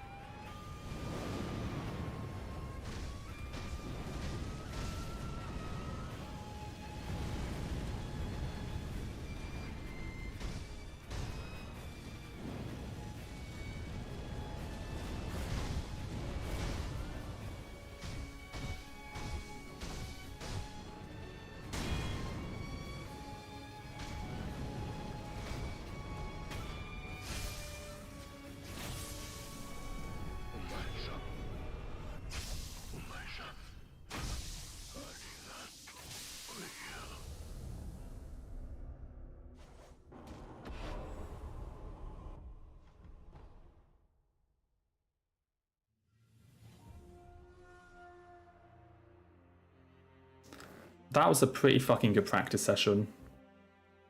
Yeah, I think that was just like... I jumped backwards and like Demon got stuck on the wall, but it was still like in its like unblockable animation, which is why it hit me. But holy fuck, that was a practice session and a half. Honestly, okay, I'm gonna go offline now. I'm gonna stop. Honestly, with how well that went, I may be back in a bit. Like, with how well today has gone and yesterday, I may be back in a bit to do more. Because I'm, like, right in the mood at the moment. And I kind of feel like I should try capitalising on it.